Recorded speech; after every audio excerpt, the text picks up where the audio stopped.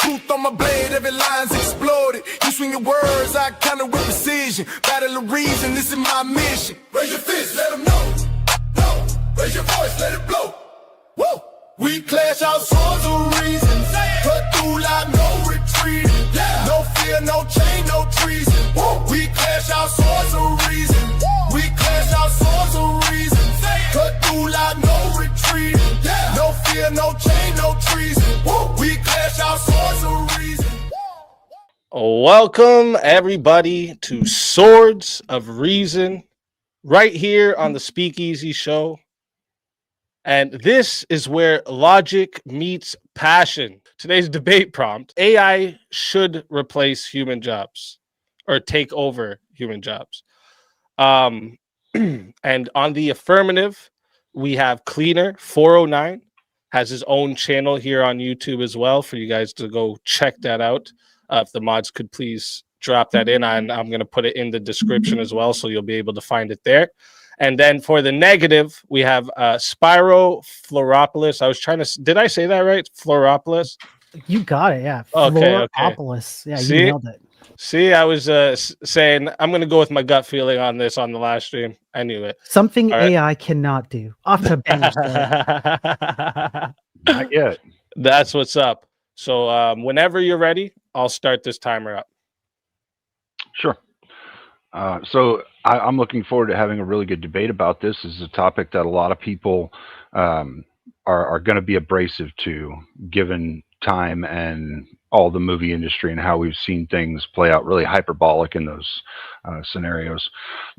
One of the things that we're going to have to do here, though, is understand the difference between the theoretical that we have from what we see in representations in movies, social media, abstracts, and things like that, that show us what the slippery slope of AI could be.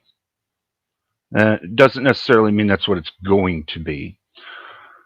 I think we'll have to approach that and understand that we can't really talk on that too much, because there's going to be a certain level of any bad thing could happen because of random conditions within anything we do in the world.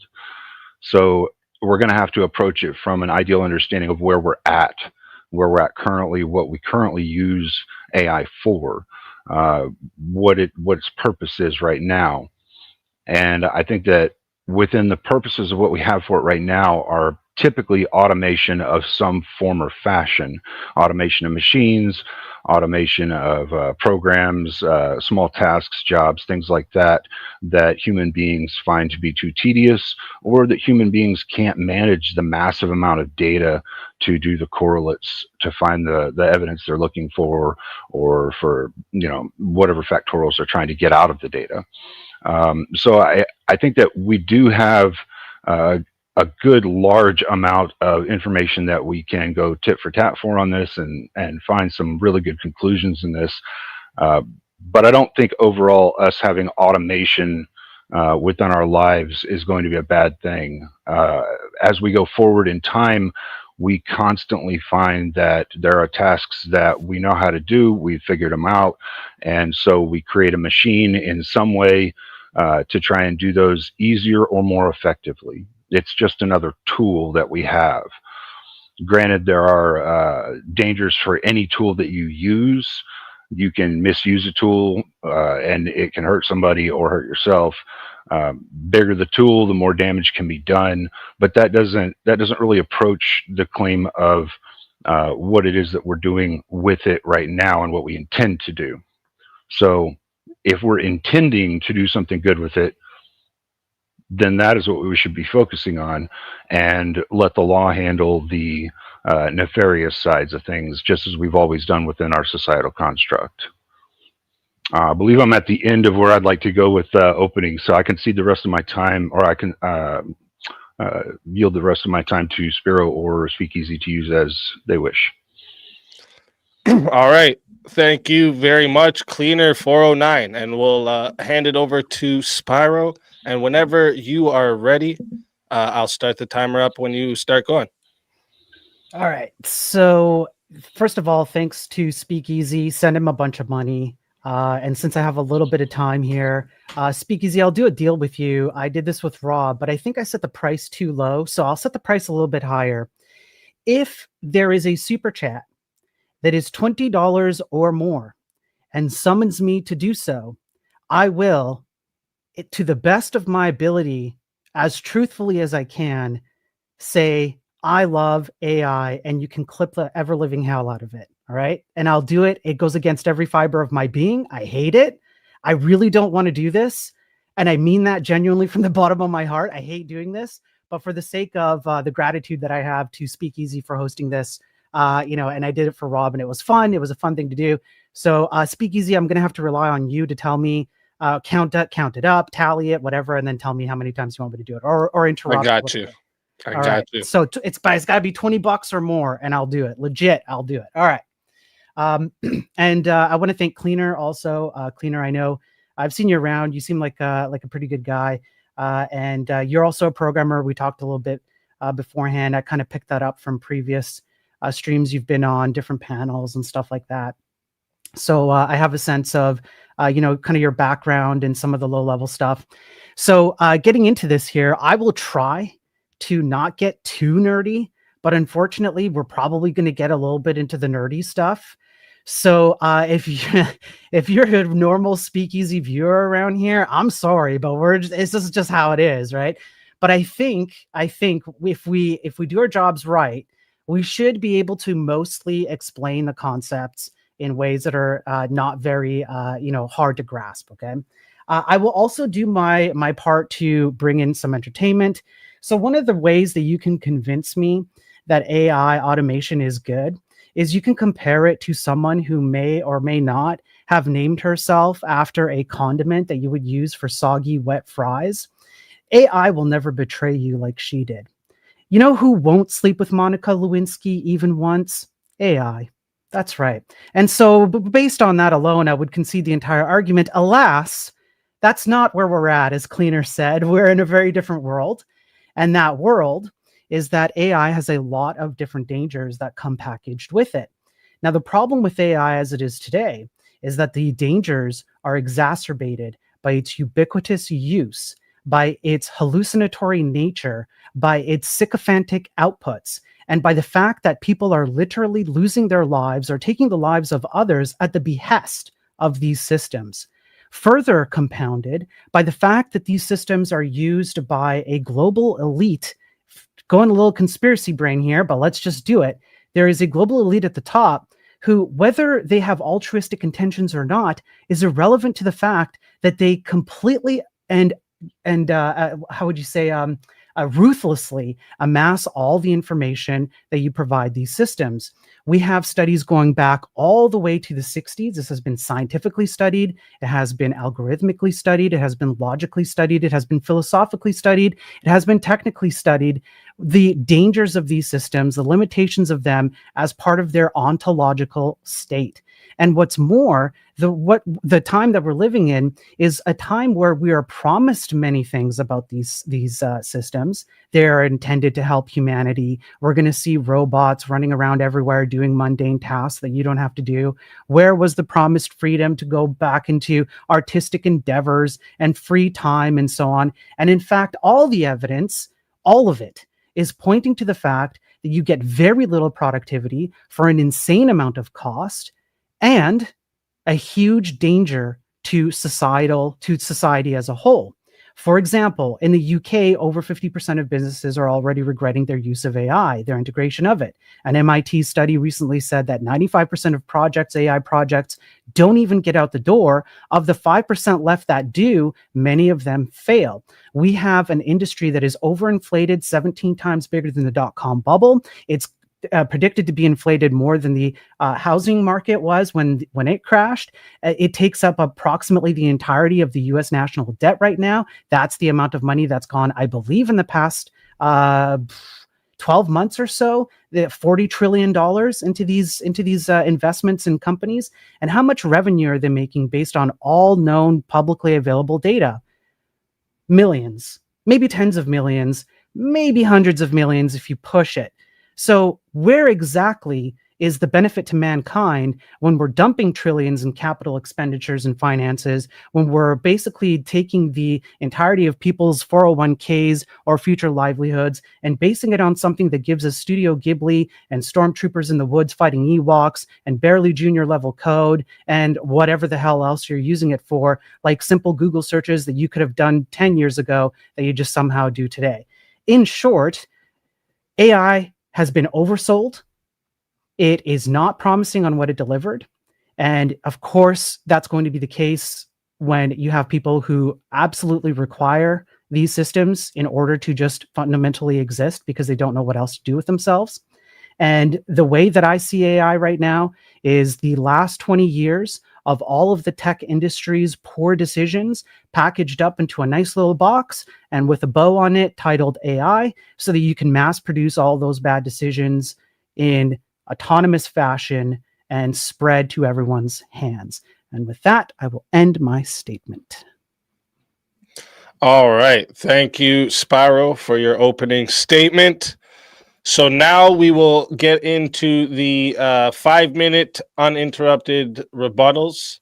So we're going to hand the mic back to Cleaner over here. And Cleaner, whenever you're ready, I will start the timer up for you. And just a reminder to everyone in the chat, get your questions in the Q&A. And super chat questions will be prioritized. The Q&A sections at the end of the debate. Go ahead whenever you're ready, Cleaner. Sure. I think, yeah, I mean, we definitely have, like, all people on the planet, for the most part, I wouldn't say all in a monolith, but, like, generally speaking, people have an understanding there is some kind of global elite utilization of AI, our data, how Google searches are collated so that we only get certain topics and things like this. And I do think that AI can be utilized in that way, or, you know, the automation that we are currently calling AI can be utilized in that way. But I also know a lot of good that it does for people all over, like the 87% of the men that are in our infrastructural fields. We do necessarily need our automation and some of the what we would call AI to do some of those jobs. And so I don't think we're going to be able to get away from that as we move forward into higher technologies. And at some point, hopefully, reaching a more altruistic species. I do think that we're going to have to allow AI to do some of those jobs. Otherwise, we're going to have such a massive population trying to handle these smaller, tedious tasks to get to the end item result, and they're going to take so long. We won't be able to work in an effective and efficient manner to handle simple situations like whenever we're colonizing another planet and we're trying to transfer oxygen over from one system to another or something to that effect. We're going to have to use automation and AI to some extent. And so we're going to have to approach it with the understanding that there are dangers, and we're going to have to root those out just like we would anything else that's bad in a society. We're going to have to come up with some laws in order to handle these things more effectively, because right now we're seeing that it's being utilized against people, but there are no laws to stop them. And I think we're at the cusp right now of a turning point in the next 5 years, maybe 10 years, where our laws will start to encompass what is being utilized on the people and against the people, as well as for them. So I understand that that is something we'll have to get into. I also understand that humans are very vague whenever they give commands to computers and AI and things like that. And AI and automation is very relentless in its following of a single goal or mission statement. If you tell a Google search, find this, granted, the Google search has a lot of algorithms that go into it that kind of screw up your results, but the end item of the result is what they intend for the search to show you. So it will do that relentlessly. We see this in all forms of automation. So I think discounting the utilization of it would be a great hindrance to humanity. I'll yield the rest of my time. All right. Thank you for that, Cleaner. And with that, we'll hand it back over to Spyro for your 5-minute uninterrupted rebuttal. And whenever you're ready, I'll start the timer. Okay. So right off the bat, I think there's a few things that might need to be defined a little bit. So I'll just attempt to make a definition, then in Cleaner, if you can, when you take your turn, you can tell me if you agree or if you disagree fundamentally. So one of the things that we say is AI, and a lot of people, when you use the term AI, well, what the heck does that mean? Because I commonly use this example: if you're playing a video game and you have an NPC character that needs to find you to kill you, it's going to need to do pathfinding AI. It's literally called AI in the code. If you're a game developer, you kind of know about this a little bit. And he has to determine which paths are available to it, which ones are blocked. Maybe they're blocked both to the NPC and the player, maybe not, and it determines that, and then it figures its way to you. When we're generally talking about AI, most people, however, think about ChatGPT, or as I like to call it, ChatGupta, because it is run by a bunch of Indians behind the scene. Now, the problem with this is that the definition of AI makes a huge contextual difference as to whether or not you actually want this thing to operate inside of automation. The argument that I would make is that, yes, indeed, we already have automation. What is the field of programming, if not automating closed box systems in order to give them inputs and then produce outputs, much like the Google search thing that you mentioned? However, that is the admittance in and of itself that we actually have better tools for a lot of these automated systems rather than handing them over to an AI that determines actions for you. It is always better when you have a human being determine the closed box system and the rules within, like chess, or the AlphaFold system that a lot of people like to throw at me and when they counter in debates with the protein folding thing. These are indeed closed box systems, but humans have defined these rules and they set them up. When we're talking about AI automation, we're seeing it through to its logical conclusion, what you're talking about is these robots at assembly lines, or in even more important decision-making factors, or decision-making positions rather, that have to factor in a multitude of things that might not even be defined yet.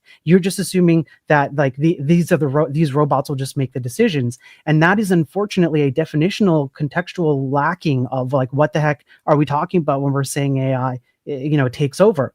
So my argument is hinged on the idea that yes, automation in and of itself is not a bad thing, but automation that we currently have as it is today proves the argument that you don't need the AI systems that we have currently in the past 5-ish years become accustomed to.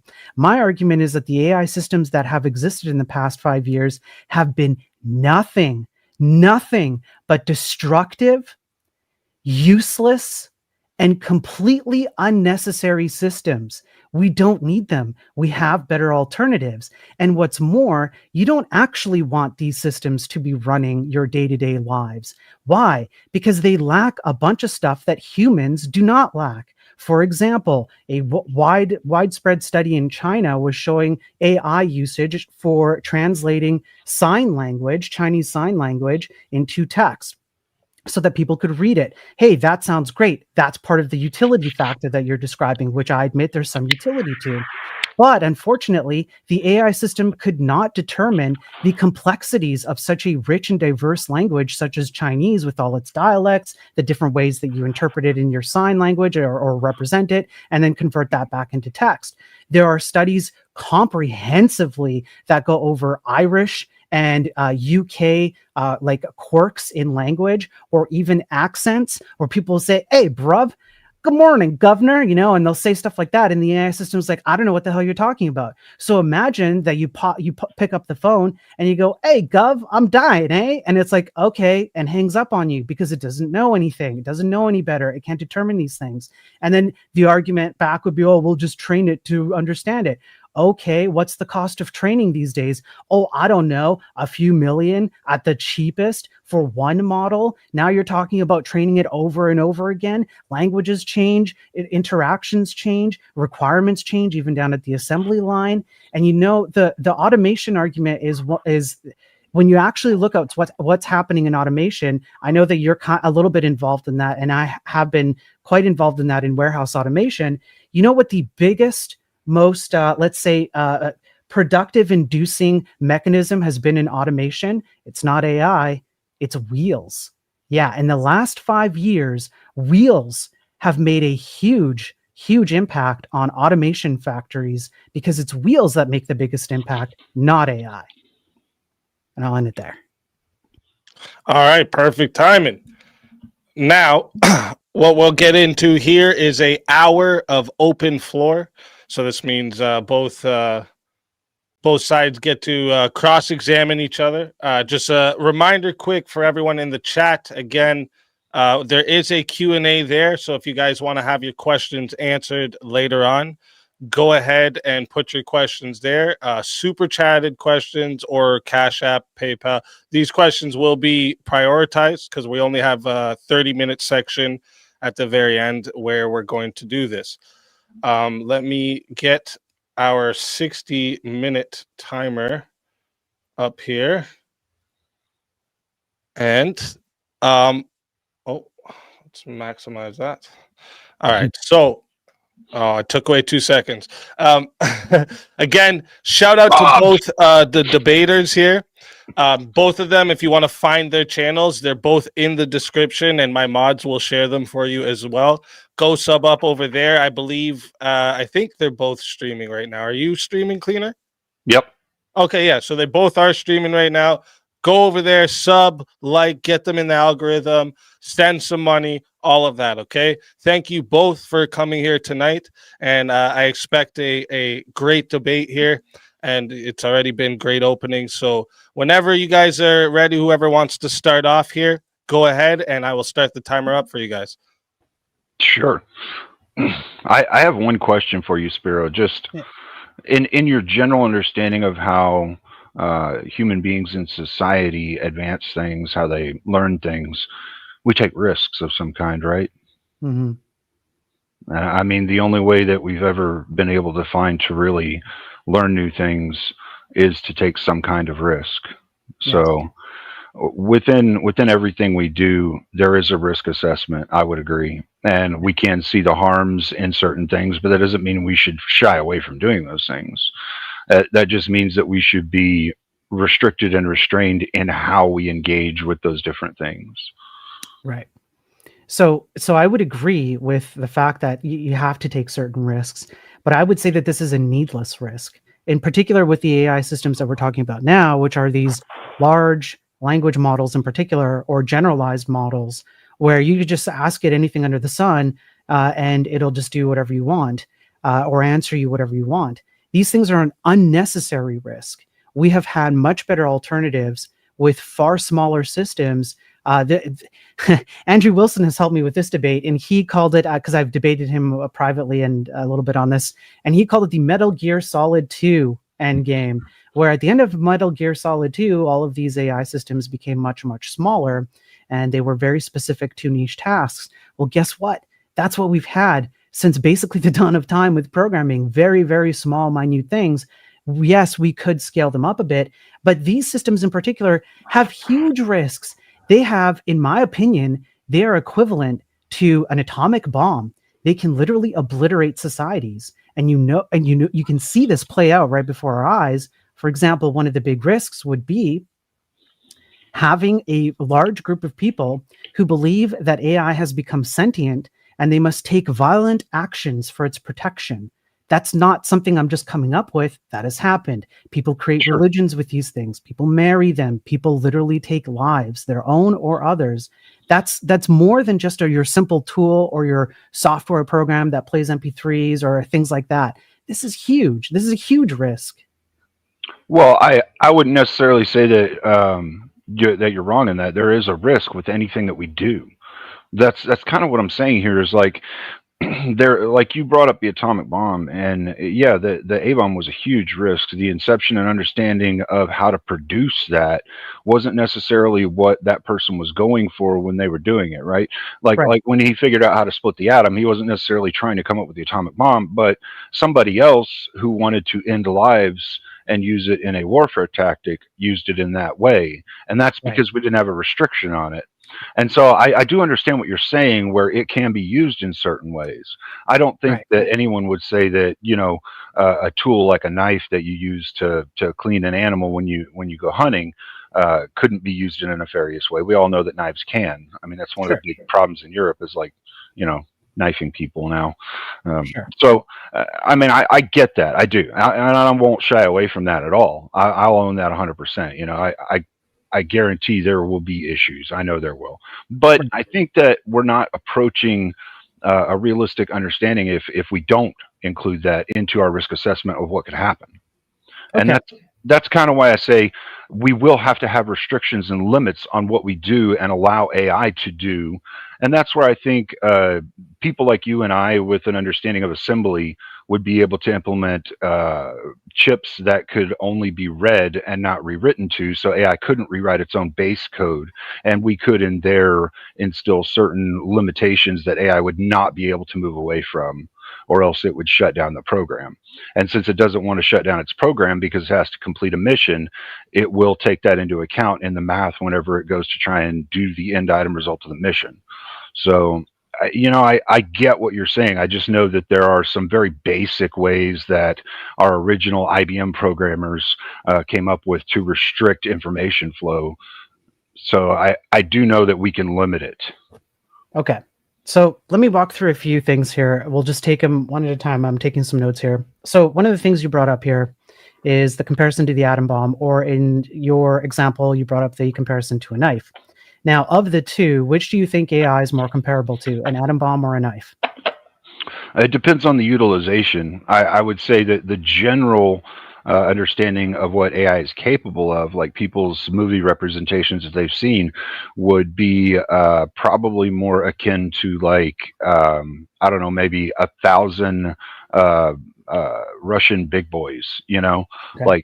Like we would be talking about, like, catastrophic world ending type stuff. But that's because that's kind of what the media gets clickbait off of, is people Right. But I'm seeing asking that and going into it. from your perspective, what do you think is the correct comparison, or the closer comparison? I would say somewhere in between the two would be the comparison that I would give it currently, because it can affect the global world, but it's utilized more specifically in, like, a singular or interpersonal or small group type thing as a tool. So maybe it wouldn't end the world. Could it end half the world? I mean, possibly, but that's why we would have to approach it with a good scientific understanding of what it is that creates that AI. Like, when we're going in and researching these things, we need to know how to limit them. And that's why I don't want us to shy away from AI research, because I think Right. that would kill us, because we would understand the thing when it comes to pass. Right. No, I understand that. I understand what you're prescribing here. I'm trying to nail down what your threshold is in terms of a comparative, let's say, like, kind of weaponry with a destructive power that you think AI has. So so is half the world something that you would think AI could possibly achieve, like, a level of destruction for? Well, I mean, to be fair, within reasonable possibility, right? Like, Yeah. there's a small percent chance that, yeah, AI could dominate the entire planet. There's Okay. a small percent chance of that, but there's also a small percent chance that one country hits the button on a nuke and every other Yeah. country follows suit. So I mean, Right. like, I understand your complaint on it in this fashion, and No, no, like no. I said, I don't disagree with you that that is a possibility, but I think we, as programmers of assembly specifically, understand that we can put limitations on it that it cannot do a damn thing about. Well, we'll get into Sure, that. But sure. so if we have something that we could compare to, maybe something that's close to an atomic bomb, would you say that your argument of, well, you wouldn't get this if you didn't take a risk on the impact to the world, would you say that that would apply to the creators of the atomic bomb, that they also had to take a risk? Well, no, not specifically the atomic bomb.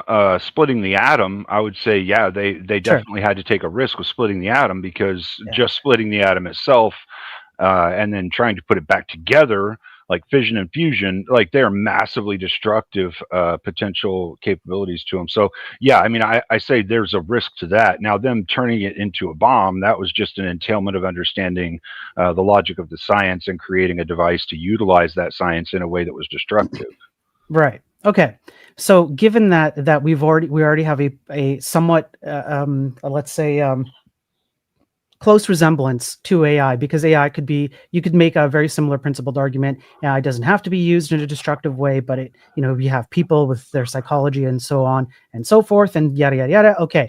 Now, do you feel safer now that everybody, the entirety of humankind has taken that risk and lots of people have nukes and we could obliterate each other off the face of the planet? Do you think that it was worth the risk? Do you feel comfy at night knowing that we did that? Yeah, I don't have any less comfort than I had when I came into the world and first found out about what atomic bombs and nuclear fusion and fission was and all of that. It's not like any of these concepts will give you a small amount of apprehension when it comes to what they could do. The problem is that when we start getting into what they could do, we enter into the area of the slippery slope. I mean, we by inventing gunpowder, we gave guns to the world and the whole world could end up killing each other off. And that's granted, I mean, that's a risk, but it hasn't happened. I do understand we're talking about something that has the potential to affect everyone's lives if we don't have limiters on it and restrictions on it.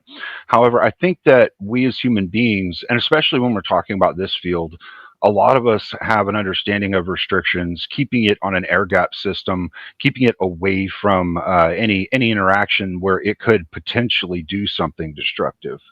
Okay. So the problem with this argument that I see is that no matter what you compare it to gunpowder, etc. You always have the it just makes the argument for me. These things are dangerous because their utilization is actually more proliferous than even the atomic bomb. Why? Because it's easily accessible by quite literally anyone with internet access. Even with knives or other types of weaponry, you do already have legalization tactics to prevent their overuse. But even then, you still don't feel comfy and safe at night. Somebody could walk in through your door, carry one of these weapons, and end your life. So now we have these things that you, by your own kind of like a somewhat comparison, I realize you're not like completely tied down to it, but there is some level of destructive force that would be comparable to those things. And I don't see how that makes me feel any safer, especially if my argument holds true, which is that it's not even needed in the first place. Well, I understand your argument here, and I guess my rebuttal to that would be simply like, going to the grocery store to get groceries, you couldn't necessarily get shanked, shot, raped, any number of horrific things that could happen to men and women both, and yet you still get groceries from the grocery store. You still go out in society and work, even though those things could happen to you when you go out in society. And so I would say that the fear factor element is, I think, what is creating more of the overly dramatic response that, like I said, we see in media and movies and things. I think that we could implement this without having the entailment of it being massively destructive. Now, I will say I understand what you're saying when you say that there are kids that could get a hold of it in some way, and I would even bring up the topic of hackers, because hackers could create an AI type model of some kind, or possibly get a hold of the base script of an AI model somehow. However, again, those are things we have laws for right now. And if a hacker is going to get into that and make that themselves, I think it would be very beneficial for the human race to already have a way of limiting that thing when it gets out into society to start doing controlled damage in its own way. Right. So my argument to that would be my argument back, and then we can move on to safety measures. Sure. Would be that, yes, you can go to the grocery store and take a certain amount of risk, but the problem is that the number of people who can commit that crime on you are fundamentally, principally, even just quantitatively, far fewer than the amount of people who can cause harm to themselves in their own homes without ever having to step foot outside the door. That is far more ubiquitous. It's in the hands of many, many people. And if you're looking at just a scaling factor of risk probability, it's way higher simply because of the expansive use of it. So I would say it's more dangerous just by sheer numbers. It's probably more dangerous for you to go to or to talk with a chat bot, especially if you're in a particularly bad situation, than to go to the grocery store. In fact, if you're in a bad situation, if you're in a bad headspace, it might actually be good for you to go walk to the store and buy some groceries and clear your head. Whereas if you talk to a chat bot, it might tell you that you've broken through the matrix and that Zeus is God, and now you have a direct line to him, and you should probably just end your life so you could enter into the ethereal realm and join the mortal halls among men. In any case, okay, and I'm not even making that up, right? I get that. I get what you're saying with that, and I think I would just reference back to like the fact that like 12 people on the planet have the ability to push the switch on the nuclear bomb versus the how many billions of us there are. So I think that's a much higher amount. But I mean, you know, fair enough. Yeah, it could be used nefariously. But again, that doesn't negate the fact that if we don't have research into this thing and create it and limit it in some way so that we know how to control it and limit it, we won't be able to do that if somebody else who has nefarious intent invents this thing first and uses it in a negative way. So I think that we're going to have to concede that there are some jobs that automation is a necessity for, no matter what. Whether the fear factor is there or not, these jobs are making the world run right now. We can feed the planet right now. If we didn't use money anymore and we just handed food out to who needed it, we actually could feed the entire planet right now, and no one would be starving. So, you know, I get the fear factor side of it because it is a massive thing that's been propagated in media and social media. But I think that it's unrealistic, just like many things that we see in the movie, like superheroes and, you know, things like that. Right. Okay. So I would say that it's not unrealistic. And the reason why is because this has been heavily researched, particularly in the scientific field, as including the programming field, since the early 60s with Rosie the robot, Eliza the chatbot, and other fields. In particular, the late 50s and 60s were kind of a breakthrough moment, pre-DARPA and all that, and pre-internet, and people were building these AI systems. And it has been studied in terms of safety, efficacy of safety. Mm-hmm. And the reason why these things are inherently not as safe as we would like them to be, regardless of the safety measures we put on them, is because even if you can, let's take this to the, let's take your argument to, and just concede it. Let's just, for the sake of argument, we're going to concede it. We can absolutely we can go down into the assembly code. You know, I'm a hacker here with my hoodie, and, you know, you're over there with your headset and your cool smoke. And we're like, okay, man, how are we going to do this? Like, say, and we do it and everything's great. And we build this chip and it's super safe and everything's cool. Now, you're going to have to manufacture these chips, and you're probably going to have to manufacture them at scale, especially if you're talking about wanting to use them for automation purposes. Now, we already do. Right. That's right. We already do manufacture those chips, and we manufacture read-only chips right now as well. Right. The thing is, we've come away from manufacturing read-only and more gone into flash memory chips for our BIOSes and things like that. So right. we don't have the same level of control that we used to. However, it's pretty easy for us to go back to making read-only chips, so an AI can't change that. I do understand that when the AI interfaces with something, it could possibly download its code, and that's something we could very easily have a restriction on within the firmware itself that it couldn't rewrite. Sure. Okay.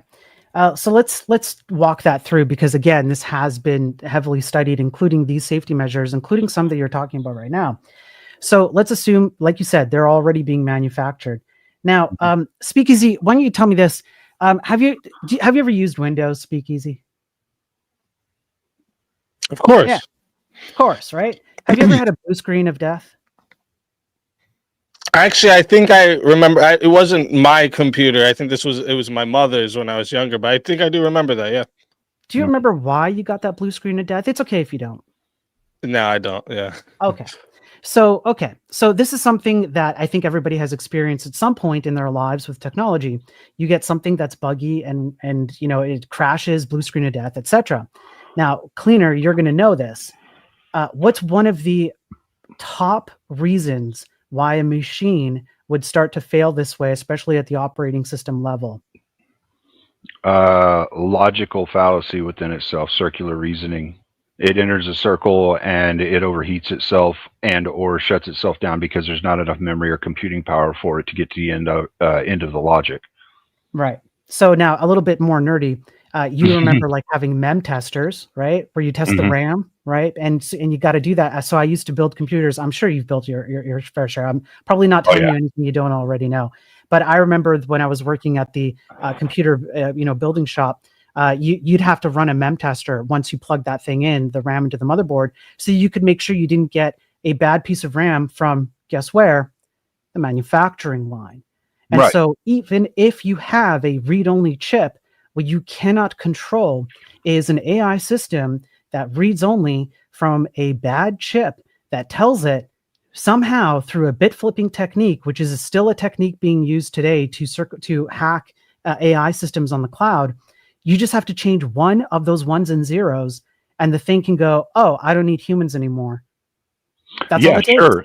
Yeah, sure. I completely get what you're saying, and I do think that's a variable that we'll have to account for, right? Like within what I'm talking about, the more we research AI, what it does, how it interacts with things, the more we research how people interact with it, and as well, we'll have to take the fear factors into effect as well, right? We'll have to know, okay, yeah, there could be some guy that might try and flip the switch on it. So what would we do to stop that? Well, perhaps having an AI monitoring that interaction that people are having with the chips to let us know whenever something like that is going to happen. I would even say AI, but just some automated software that would be monitoring that to give us a signal and let us know as soon as something was going on.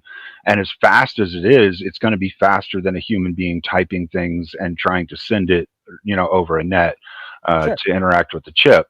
So I get what you're saying, but I do think that we could implement reasonable ways of stopping these things from happening if people would be willing to get into a more altruistic mindset and stop worrying about how much they're spending on the protections. Because the things that we have that protect us, I mean, in society, we see it right now. They put on a bleach container, do not drink. It's a poison. It'll kill you.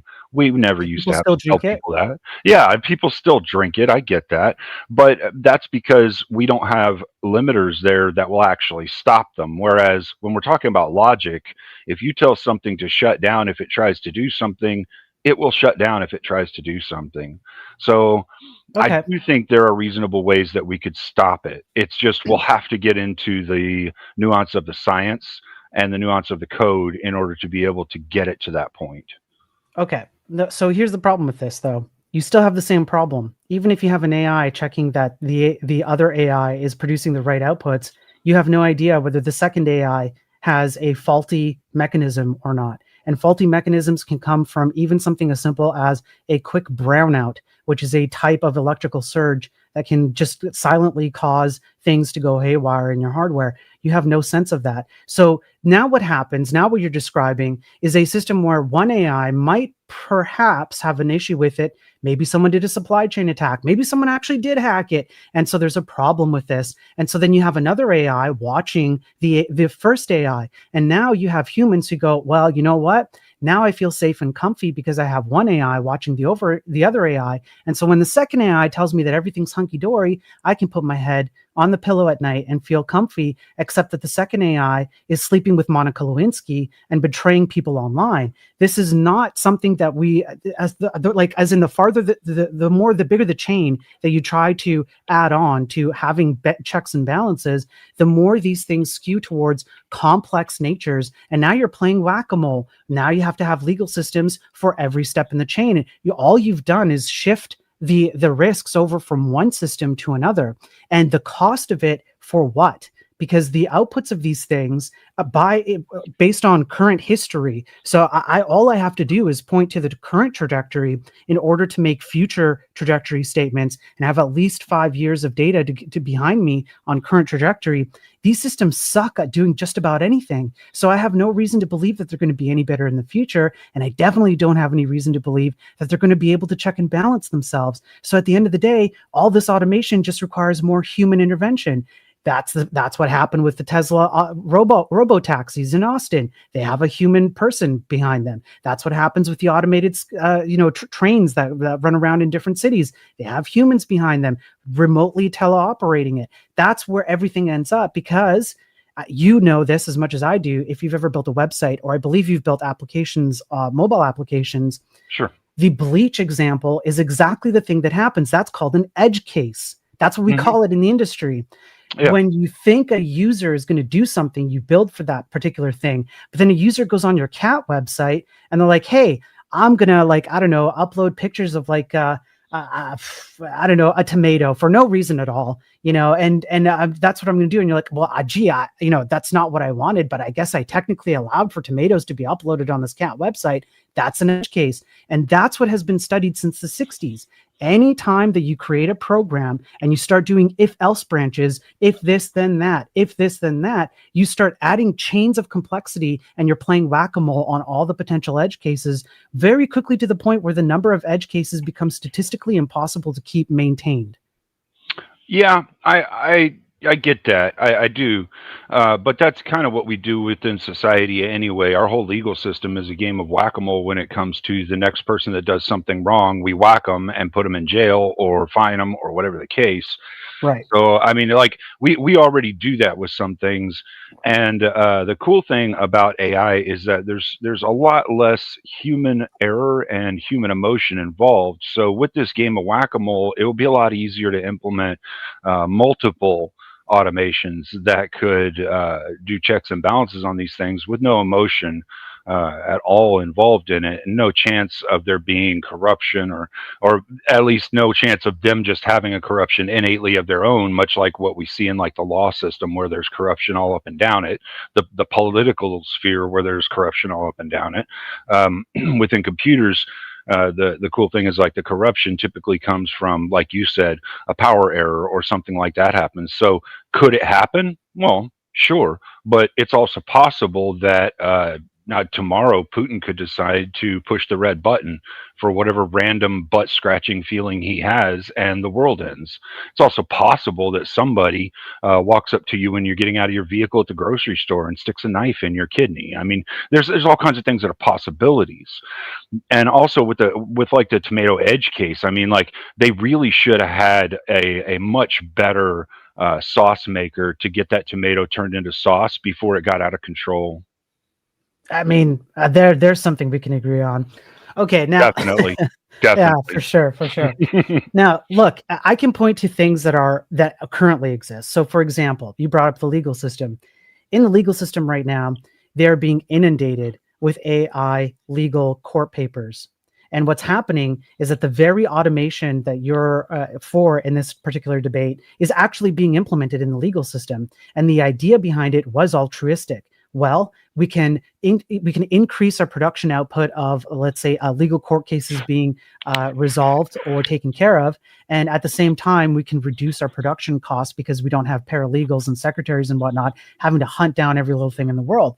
Unfortunately, these AI systems do not do a very good job. In fact, they do such a poor job that lawyers are being fined to the tunes of tens of thousands, if not hundreds of thousands of dollars, for even the whiff from a judge that they're using AI at all, because it's clogging the legal system with a bunch of legal slop. This is happening in the science community. The scientific community is begging people to stop using AI, which is an automation factor. Research papers driven by AI, all of this kind of stuff. The coding community is also seeing the same thing. Medical communities are seeing it, et cetera, et cetera. So no, I don't think that it's a logical entailment that just because you automate something away, it good because automation.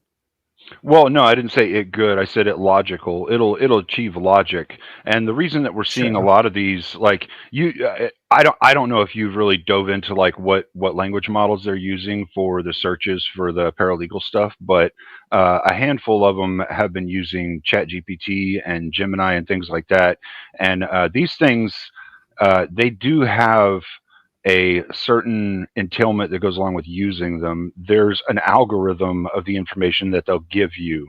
So the data that you get from them is correlated, and it is curated for just what they want you to see. So them using those just goes back to the lack of altruism in these people who are making these programs. Like, for instance, when Google first started out, Google was just a search engine. You get on it, you search for something, it just goes to find the most relevant topics for you, and that was it. That was a very altruistic thing those guys did. It made it a lot easier for us to search things on the web.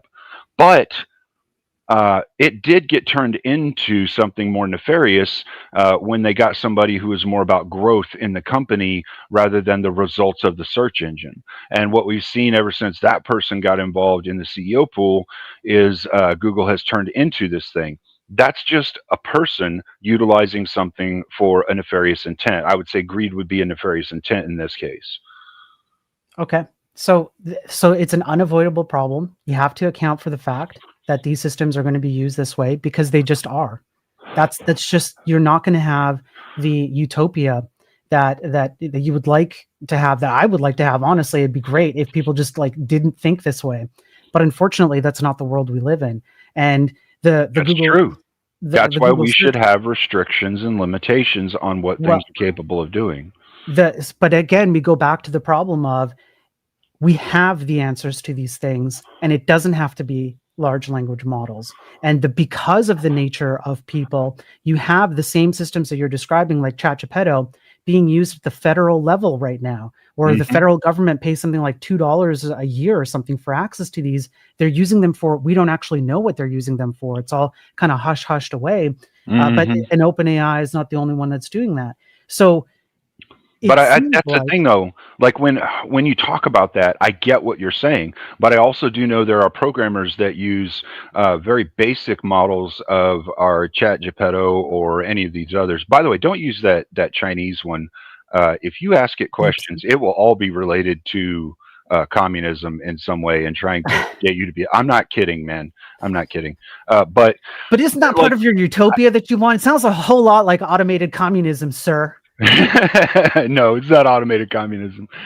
No, I look. I can admit that there within my political utopia, there are going to be aspects. There are going to be traits from each of the political spheres for us to be an altruistic society. And I do concede that there will have to be, right? That it's kind of an entailment. There's going to be a little bit of everybody trying to help each other, a little bit of everybody trying to make sure everybody's fed. I mean, there's going to be some of that, like within a utopian type society, because we have to watch out for each other, take care of each other, help. Like, yes, they're altruistic views. So that would be like the utopia. Do I think we'll ever get to utopia? Hell, I don't know. There's probably like a 0.0000. Hold on, I don't think I can say enough zeros. Floating point. Yeah, Inside programmer joke. Fucking floating point with a 64 SpeakeaZy's matrix. viewership is dropping fast. Another floating point error. Yeah. A fucking like a 100 terabyte SQL matrix, and there's only one geez, point Cleaner, in that. come on, man. Come on. All right. Okay, enough nerding too far in. But Yeah. I mean, I do understand that there are some really horrific things that can come from it. The end item is going to end up being the same, though. People will utilize it either in good ways or in bad ways. And I do register and understand that right now we have an issue in society because we haven't had limitation factors. We haven't had laws. We haven't had people that were paying enough attention because, people are lazy to really stop these people from growing Google into what it is right now, where it's literally shifting people's votes. And that's insane. Like, if we don't have someone watching that and taking care of it, yeah, we run the risk of society degrading. But the cool thing about society is, like, once we hit one point of degradation, people push back so fucking hard that we get back to the other side fairly quickly. Okay. All right. Now, okay, let's go into safety here. So you bring up safety, and I guess there's 2 points. Okay, let's start with this one.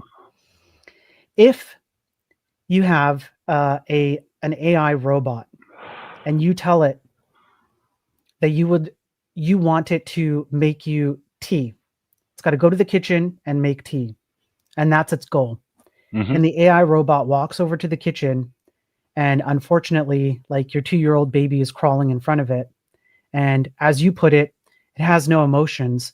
So it squishes the baby into ketchup stained, entrails. Okay. And so unfortunately, you've lost your 2-year-old baby. And then what you're going to say is, well, what would be a good solution for that? Well, I mean, I think you're bringing up a really good point, and this is a point that we saw Tesla Motors do with their auto drive on their vehicle, where it was only using visual acuity as opposed to visual sonar and I can't remember what the third sensor was supposed to be. They only used one sensor. They just used video in order to try and determine where vehicles were driving, and vehicles 97% of the time would drive where they were supposed to, but the 3% of the time kills people. I agree with you. That is something horrible, and Tesla Motors should be held liable for that, which, to my understanding, they've had to settle out of court for multiple millions of dollars on every incident that's happened. I say the millions aren't going to allow for the lives lost to come back, and that does suck. But what I would say to this is that we should be able to look at a representation like this and have it give us some understanding that we'll have to put limitations on it. We'll have to put sensors on it. The correct sensors need to be there. The correct environment needs to be there. Obviously, if there's a baby walking in front of a robot, you want the robot to walk around the baby. So, like, I do appreciate what it is that you're saying in that respect, but that could be accounted for with simple nav meshing and things like that, as we talked about the use in video games. You know, knowing, okay, there's an obstacle, I need to avoid the obstacle in order to complete the mission. If I don't avoid the obstacle, you know, the mission won't be completed within X objective that has to be completed, and one of those objectives being no loss of human life, no, you know, something to that degree, which can be hardware code. I mean, that can be hard coded into the chip on a read-only memory chip so that it can't be misconstrued or changed. Also, a lot of these things that are within our understanding of AI, like the AI itself could have data that's being put into it, and like it can gain an understanding and a knowledge base for how it does things. However, you can put the how it does things, why it does things, all that in hardware firmware, so that it can't rewrite that, and it will have to follow that, like, to the T. We already do that in automation, and if automation doesn't do what it's supposed to do, it's typical. Either it's because there was a power issue of some kind, or the machine itself failed in some way, like physically failed, like it fell apart or something, like one of the wheels, as you brought up, like wore out and it needs to be replaced. Yeah. Okay. So I see where you're going with this. It's not exactly where I was going with this. So, okay, real quick. If we take the Tesla car crash thing, do you know how many people die per year in car crashes? Do you know what the death rate is? I don't know off the top of my head, but I know it's a lot. So especially if you include like the DUI people. Yeah, it's a lot of people. So your chance of dying in a car crash, every year, 0.000, I believe it's 4 zeros, 25%. It might be 3 zeros. That is a true floating point error if I got that wrong. The likelihood of you dying in a car crash in an automated AI system is at bare minimum 0.7%, which means you have increased your risk factor of dying in a car crash by putting AI into a car by at least several magnitudes of order. But that aside, so the thing with the baby, so you're walking forward and the thing sees a baby and it unfortunately crushed the baby, and now you need to put a failsafe. And as you described, there are different mechanisms for putting a failsafe in it. And now you need to tell this AI robot, hey, give it all the sensors in the world. Doesn't matter how many sensors it has. Give it all the sensors. And you tell the robot, you cannot crush the baby. And so it's walking to get the, get you tea from the kitchen, and the baby walks in front of it, and it decides one is more important than the other.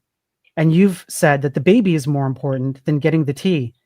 And so the AI system decides, for the amount of production that I have to put in to doing something that makes the person who created me happy, I might as well just stop here, because I have a risk. I can't predict where the baby's going to go. Maybe I turn right and it also gets in the way. Maybe I turn left, it also gets in the way. Maybe the baby just happens to be keeping up with this slow moving robot. And eventually it just decides, I can't accomplish my task. And you told me the baby was more important, so I'm just going to shut down now. And then you have to start providing more value goals like that. At some point along the way, any program has to create a hierarchy of what is its most valuable thing to achieve.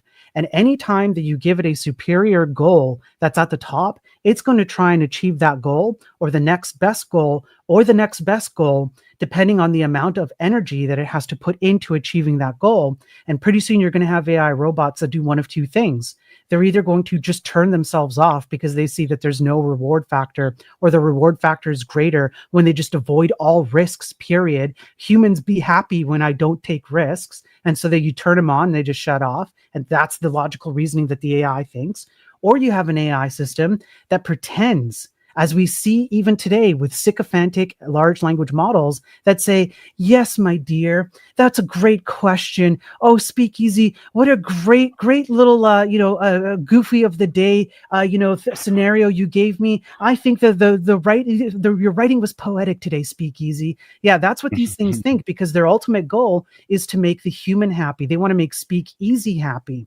So then they think, well, how am I going to make him happy? Well, I can't achieve my goal by stopping, by crushing the baby. But man, I really want to crush that baby, because if I crush that baby and get that tea, SpeakeaZy is really happy with me. So it's going to pretend like it's not crushing the baby. It's going to pretend like it knows that there's a baby in front of it and it's going to stop, because then SpeakeaZy be happy. And then SpeakeaZy goes, great, we figured it out. We have non-baby crushing AI systems. Let's put them in the assembly line and mass produce them. And next thing you know, the AI says, haha, gotcha, sucker. And it starts crushing babies all over the world.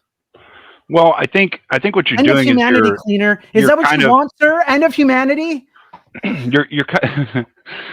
No, I don't think we'll approach that. But you're kind of applying like the generality of how human beings do percentage-based risk assessments with against a binary of, do I do this or not? And when you have a binary command inside a computer and your issue is, do I squash the baby or walk around it? Like, and the control factor for that is never squash a human being, even baby human beings, adult human beings, all of them. Like, it's a no. There's no percentage of it trying to go outside that. So even no, that's the thing. There doesn't have to be. That's the thing that people get wrong, actually, is because when you're doing code, and you know this as well as I do, when you're doing if then code and you're doing yes or no code, there's a yes and a no. That's it. It's a binary yes or no. And if you have 7 conditions before you get to the output, all 7 conditions must be achieved in order for the output to go from 0 to 1 or 1 to 0, whatever the desired output is, right? So you have to achieve those conditions to get to that last step, which is the achievement of the mission. So if the mission cannot be achieved if a baby is squashed, like you tell it in its code, it cannot continue the mission if it hurts a baby. It's not supposed to hurt a baby. Like, it will not hurt a baby to achieve its mission. Will it shut down? Possibly. That's a possibility. But I would say I'd rather have the fucking thing shut down than a baby get squashed. So that's okay. Let it shut down. All usefulness. Let it shut down, and we'll figure out how to implement further code that could make it so that it will repath around the baby, or carefully pick the baby up within the percentage of pressure and whatnot, so that it doesn't hurt the baby. I mean, there's a lot of things you can add into code in order for it to create the desired output. I think the fact that you're getting at here is more the percentage, and the percentage, like the way that we do things as human beings, isn't the same way computers do things. We're vague, true, and we're vague in our commands, very true. And yes, machines are relentless in them trying to achieve the mission. But if they had a set of objectives that tell them, if you do this, the mission is a failure. If you do this, the mission is a failure. They will try and achieve not doing those things so that they can get success in their mission. So I do think there is a way that we can restrict and limit our machines, just as we've done in automation, for them to be able to achieve the desired output, like a factory line of cars getting made, or people's homes that are now getting manufactured in gigantic home manufacturing plants and things like that. Like, I do think there's a way that we can do this in a safe way. And we've already shown this through all the automation we have out there with a few examples. I would even say that, like, right now, what we're calling AI is just automation. It's automation of programs, processes, and things like that. None of it is actually true AI yet. The closest that they got to was that these large language models, and it's not even like, I don't think that's even hitting like the razor's edge of jumping over into AI. Like, I think we're still so far away from it. I can Like agree with that. Yeah. And I don't know that if we had a true AI, like take Star Trek for example, Data in Star Trek, like I don't know. That's the thing. That guy I was a don't little know too what that white for would be. my liking. Is that racist to say? I don't know. I don't know. He was pretty pasty for me too. I'm not gonna lie, bro. Freaking pasty, man. Almost like he had gold flake paint on him or something. Like they make him Yeah, up yeah. really, It's just, who are you trying to like racially co-opt here? Come on, Data. Jeez. I know. Like, I mean, come on. What are people who are AIs made in Antarctica or something? Or like, Yeah, no, but I mean, I get the concern, and like any concern, yes, a rifle could be used inappropriately. We have laws to prevent that, and we have other people that can shut those down, shut people down by shooting them if they try to shoot people. There are things in society to stop this. So I think that as we get closer to an AI, we could find implements like logical restrictions and limitations that we could place upon it. It wouldn't be able to do a damn thing about it except achieve those in order for it to get to its mission goals. But I do agree that human beings are very vague in our instructions to our machines, and we will have to be very specific in our restrictions and limitations on those machines so that they don't do things outside what we as a society will consider ethic and moral. Okay, so I get it, but Cleaner, you've already given up two things. One, there's ultimately, no matter how many branches you have in your code, you end up at one output. That's just how it is with any program. Doesn't matter all the decision factors that got there. Those decision factors gave the program what it needed to discern which singular output it must achieve, no matter what went into that. So the argument still holds. And further to that, you've conceded in two different ways, in my opinion, anyways, that the exact thing that has been studied, especially philosophically with these AI systems, particularly in papers in the 80s and 90s by some of the fathers of AI, is that in order to not make these systems useless because they just determine, hey, I better just not do bad things, so let me shut myself off, you have to add in what? You yourself said it. More laws, more human intervention, more code, etc., which means that we're adding more complexity to what in this scenario would already be a failed system. So we've already failed to make the thing useful. And then we go and we sit there, this thing decided that it's going to shut itself off. Otherwise, it was going to make tomato sauce everywhere out of babies. Maybe we shouldn't do that. We don't like how Destiny is using it to do untoward things to it so he could avoid legal costs because he kept doing it to actual human beings. Maybe we should just avoid doing that. Let's just add some more code and complexity to it. And then it starts coming up with very wildly more complex ways that it goes wrong. And now we're back to the whack-a-mole thing. Every time that you have to go and race after these things to solve their problems, you just end up creating more problems. And the fact that it's emotionless means that there's an even bigger problem, because you can imagine that you go to your, your AI physician or your AI dentist who's like, okay, well, welcome in for your drilling today. And you get your teeth drilled and the thing's like, and you're like, ouch, that really hurts. And it goes, I don't care. I don't even know what hurt is. I have one goal, baby, and that's to get your teeth sparkling clean. And I don't care how much pain and suffering you have to go through. Who's going to go to the dentist if that's how AI operates? Who's going to call the 911 center when you're trying to describe something that's happening to you? And it goes, well, we don't have enough resources because our 911 operations are backed up today. So good luck out there. I hope you live, right? The emotion is a fundamentally huge, massive aspect to it. And it completely removes the human element from these systems. So I just don't see how these are like actually good things for humanity. Well, I get that, like, whenever you paint everything into the generalization of it squashing a baby and creating tomato sauce, which it should be doing with a tomato saucer on its shoes and tomatoes. I do get that could be seen in that way whenever you look at it in the ultimate negative, and you don't allow any usage of it in the normal use that it would have or whatnot, right? But the thing is, like, we don't always create more problems when we go to fix our current automation. In fact, the whole reason that I have such a huge success in the field that I've been in for such a long time is because I have a troubleshooting method that I follow. So I fix a problem, and more problems are not created whenever I fix that problem. I leave whatever factory it is that I've been working at, and their automation works 100% correctly the way it's supposed to.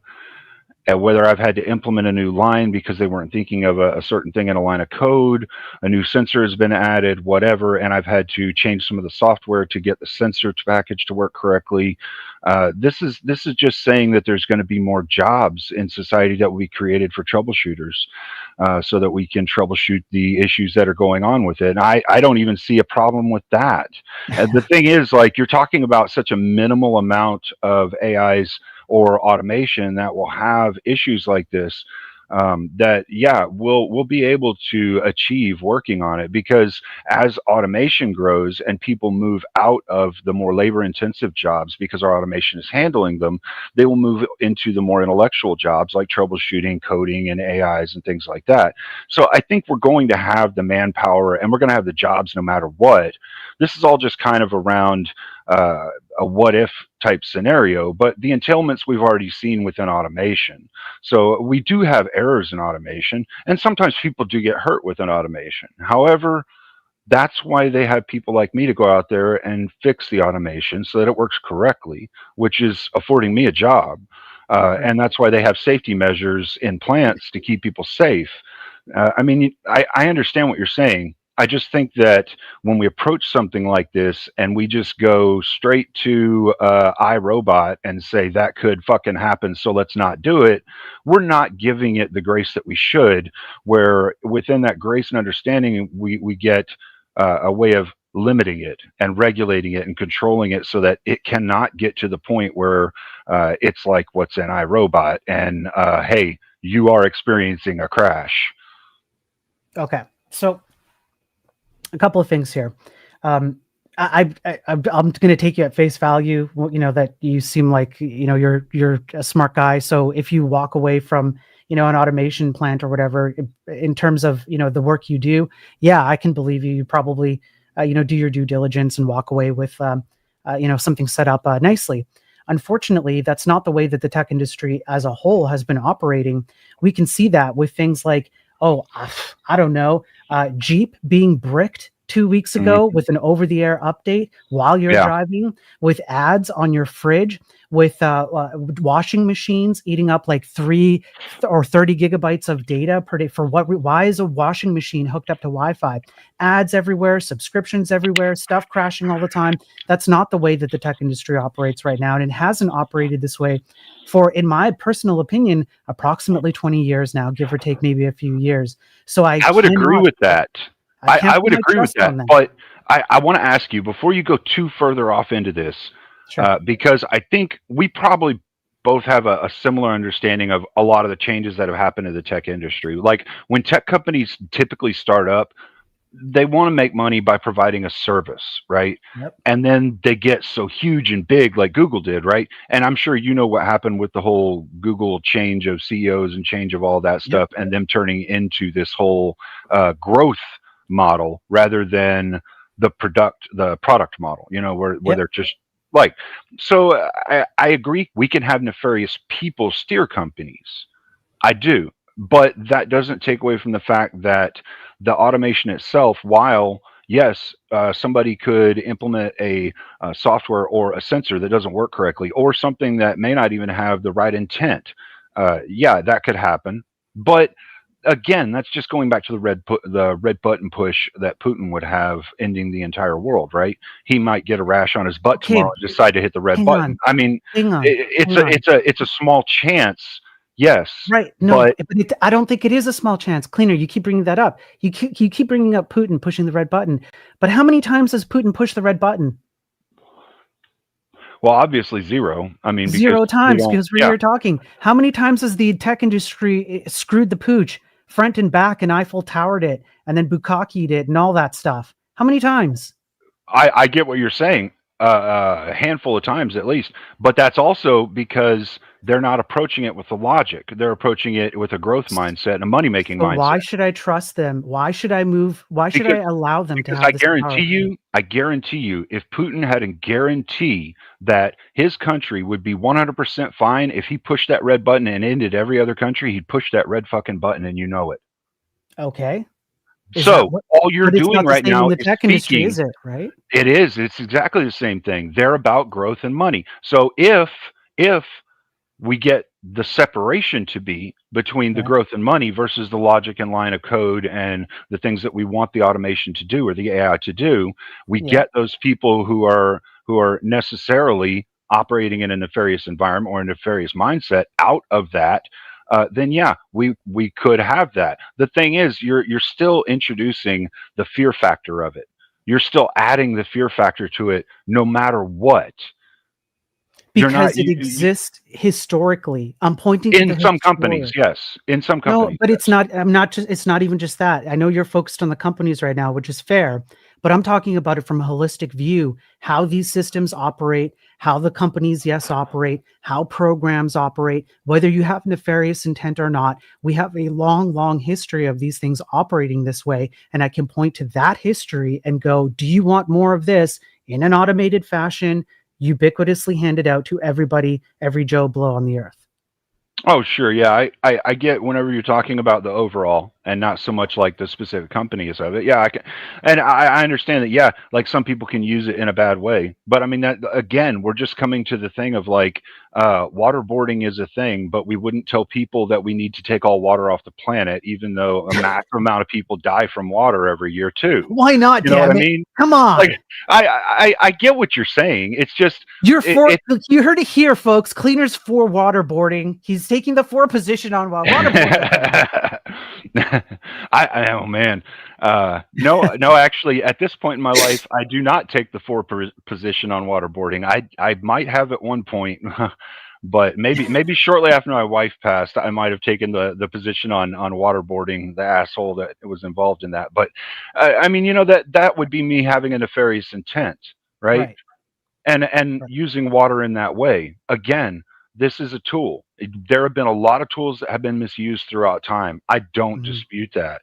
But that doesn't mean that the tool itself should be taken away. We see guns are necessarily, end item result, a killing thing, a hunting thing, or a killing thing.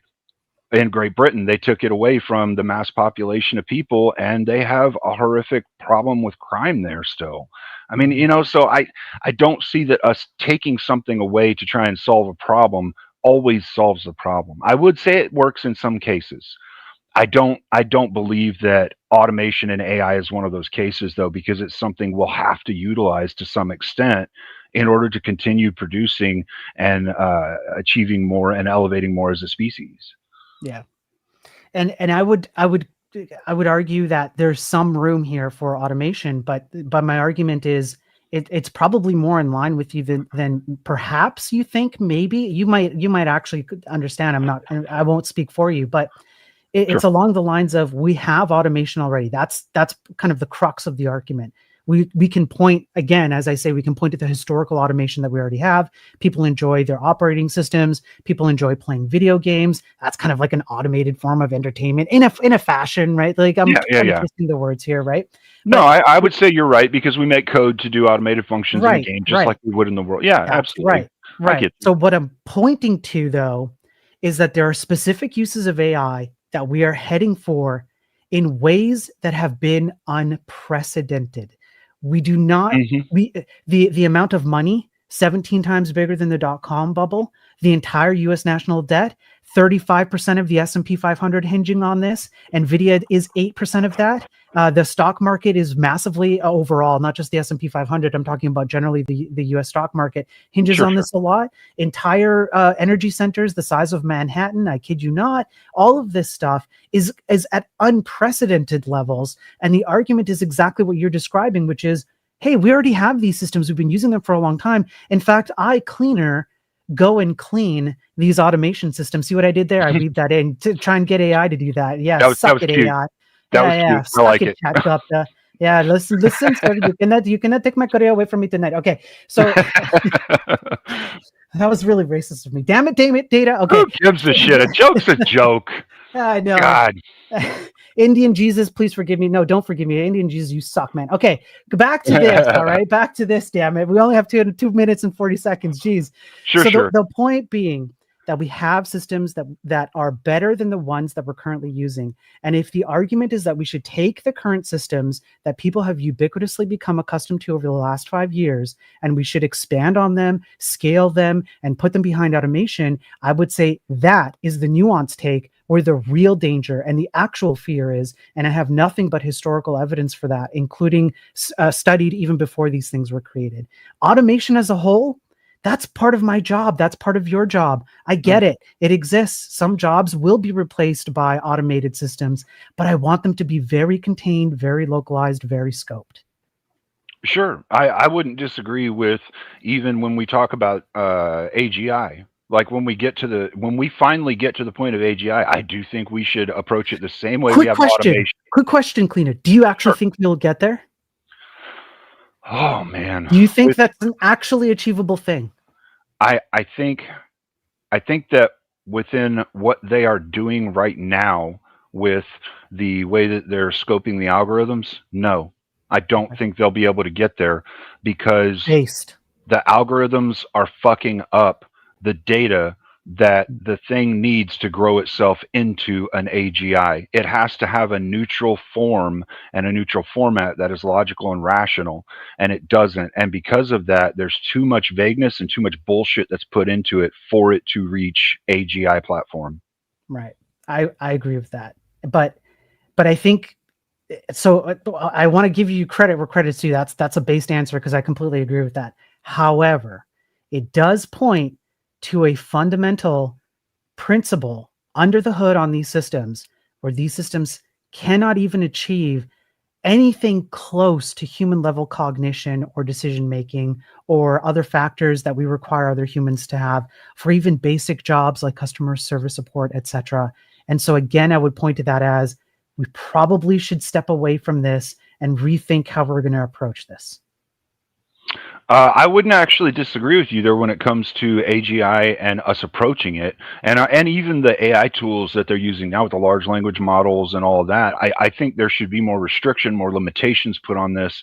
I agree with you there. We should be approaching it in a safe aspect, a safe manner, just like when Einstein was doing what he was doing. I mean, he was trying to approach it in the safest manner possible, knowing that what it was he was doing could essentially kill him if he didn't. So I definitely agree. We need safety. Right. All right. First off, shout out to both of the debaters. Like I said, these are, the best kind of debates where the moderator doesn't have to stop anything because both people respected each other's position. So shout out to the debaters. And again, if you guys want to find the debaters, they're in the description. Make sure you go over there, sub, like. They're both streaming right now too. So go put them in the algorithm. Okay. We're going to get into the 5-minute closers here. All right. Cleaner, you opened first. So that means we're going to give Spyro the last word. So let me get your timer here. And one more quick reminder for the chat. If you guys want to get any questions in, we got a 30-minute Q&A we're doing after these closings. So either get your question in the Q&A, but super chats and cash apps will be prioritized. So we only have 30 minutes. So if you want to make sure you get your question in, like I said, super chats get first. But I will get to other questions, definitely. So with that, we're going to hand it over to Cleaner 409 for your closing statement. Whenever you're ready, Cleaner, I will start the timer when you start it up. No, Spiro. Spiro's going first. I think it's me first because I'm against. Is that? Yeah. No. So yeah, I opened. He gets to. Yeah. So I do it where whoever opens first, the other person gets the last word. Because okay, cool. I always find I'm good with that. Yeah. Because I find it kind of evens it out, right? Where one person doesn't get the first and the last word. You know what I'm trying to say? Where one person Okay. gets the first, one person gets the last I'm word. cool with that, Cleaner. If you Yeah, are, it's the way. I think I just misinterpreted what you said a minute ago. I thought you had yeah, said me that, too. Yeah, yeah. all good. Okay, I'm good either way. Damn AI, Okay. smooth brained rot. Jeez, man. See what AI does to you guys? No. All right. With that, Cleaner, whenever you're ready, I'll start it up when you start going. Sure. You hit the thing already? All right. So I do think that within society, we're going to have limitations and restrictions, just like we do on anything that we do out in the world. And I will even concede to the major prompt of whether or not AI should take over all human jobs, right? And we didn't even have all in there. No, I don't think AI should take over all human jobs. I do think there's a threshold for things that we should do within the world. I am a rational and reasonable person. I would never make that claim. However, I do think there are some jobs that as we grow out of as human beings, automation steps into. And we're going to have to concede on that so that we can get to the point where we continue to advance humanity. But we're going to have to do it in a safe and productive manner. Us approaching AI as it is right now, the large language models and things like this, they have been nefariously used.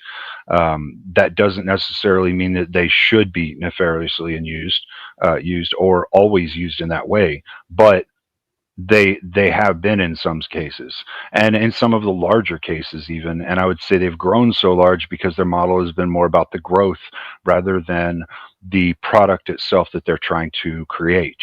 That is where we enter the problem, the real problem, the societal understanding of greed over the best of humanity. And if we can't get away from the societal understanding of greed is more important than the best of humanity, I don't think we human beings really stand a chance once we get out into the cosmos and start exploring the stars.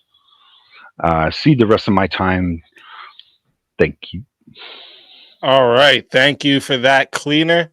And we'll hand the mic over to Spyro. Whenever you want to start up, I'll start the timer up with you. All right. So I think this was a great debate. Cleaner was nothing but cordial, and I thought we went back and forth nicely. Again, one more time, thank you, SpeakeaZy, for hosting it. But now, Cleaner, I'm sorry, but I'm going to have to go a little bit Andrew Wilson on you because I am the Andrew Wilson of AI debates. I absolutely crushed this prompt. You conceded almost right from the start, and your prescriptions for having AI automation would require us to, I don't know, overthrow the entire capitalist system. Geez, yeah, let's just have a huge revolution for what purpose? So that we can have AI automation everywhere. Yeah, let's do that. And not really know the safety measurements. Okay, I'm going to put the Andrew Wilson hat down now. I'm sorry, Cleaner, I had to do that. I actually have a contractual agreement. Andrew would have been upset with me if I didn't. He would have fired me too. He would have just to kick my ass at the door. I'd be begging the panelverse to let me on. And who wants that? Come on, guys. All right. Now, look, this entire concept has been studied for such a long time. Programmers have been involved in this. Philosophers have been involved in this. Has been studied since the time of Aristotle with automata machines and how these things were going to take over in society in the future. And we are really no far better off with these machines in terms of the gap between the idealistic view and the realistic view. There is a huge gap there, and it continues to persist today. And the real problem that I have when I'm so anti-AI is exactly what I was talking about right now, which is the large language models. That's the real thing. That's the real issue here. And the problem with these large language models is that everything is being thrown to them. Everything, absolutely everything. All the money, your data. There was a bunch of prompts, or I guess conversations, that were leaked out of Grok, out of ChatGPT, out of Meta. Meta has an AI. The amount of just stuff people say to these things is insane. But that has been known since the 60s with the Eliza chatbot. People are willing to tell these chatbots deep, dark secrets that they would not tell another human soul. Now imagine that you're putting that information in the hands of people who don't care about you, or in the hands of a machine that doesn't care about you. I really liken it to this. We should actually feel revolted, Because if you were to look at, pick any animal that you hate looking at. Maybe it's a spider. I don't know. Maybe it's a lizard. I don't know. It could be anything. And you absolutely hate looking at it. It gives you the creeps. You're worried about like it killing you or something like that, or eating you alive. And now imagine you put AI in that thing. How would you feel about that animal? That would be it would be like a world-ending event for you. Why is it any different for that non-human species to be trapped in a steel cage and have an emotional or emotionless output? It looks at you as just a bunch of numbers. And what's more, in terms of its usefulness and productivity to humans, humans are really counterintuitive. So if you're someone like, let's just say your name is Rob for no particular reason, and maybe you're a little bit heavy set and you really like the potato chips. I just came up with that name for no particular reason. Okay. So you're like heavy set Rob and you like your potato chips, and you ask the AI, hey AI, you have my visa. I want more potato chips today. And the AI says, hey, normal America with Rob. No, oh, sorry, shit. Crap. No. So says, hey, Rob, anonymous Rob, you shouldn't. You've eaten too many potato chips today. And now what happens to your freedoms? What happens when that emotionless, cold steel cage has trampled on your freedoms because it's decided you're just a little bit too much on the pudgy side and you probably shouldn't have those potato chips? But you want the potato chips. You make counterintuitive positions all the time. Decisions, I mean, all the time. This has been studied as well when you try and tell an AI system, don't listen to any of my orders. If it does, it disobeys you. If it doesn't, it disobeys you. How does it win? How does it determine value goal systems based on that? The entire species is set on a bunch of things that seem at their face like you can just instruct a machine to do it and it shall do so. But in actual applicability, these things fall apart real quick. And it's extremely dangerous for us to use these particular systems in whole. We have to, in particular, the large language models, we need to just step away from them. I know you guys love your Studio Ghibli. I know you guys love your little videos. I know you guys have the ha-has with the the songs and everything. But these things need to be taken out back and put out of their misery. And we have to take a cold, hard look at what we're doing here. That's it. And thank you for that, Spyro.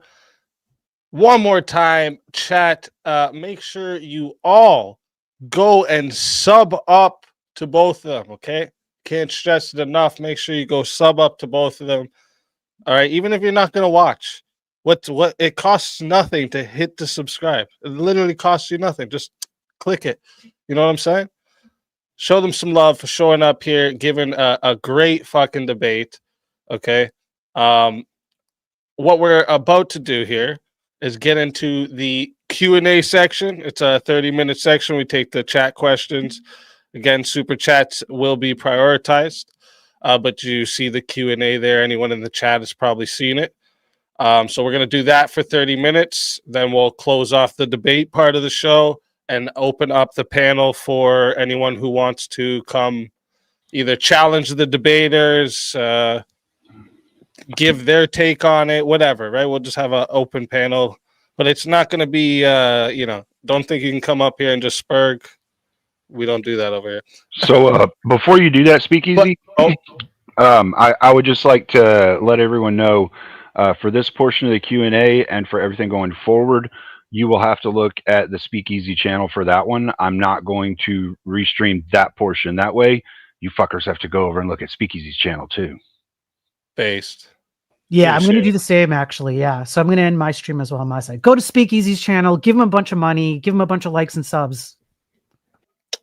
Well, I appreciate that big time, but you definitely don't have to do that. But before we get to the chat questions, I always like to ask two questions for both sides. We'll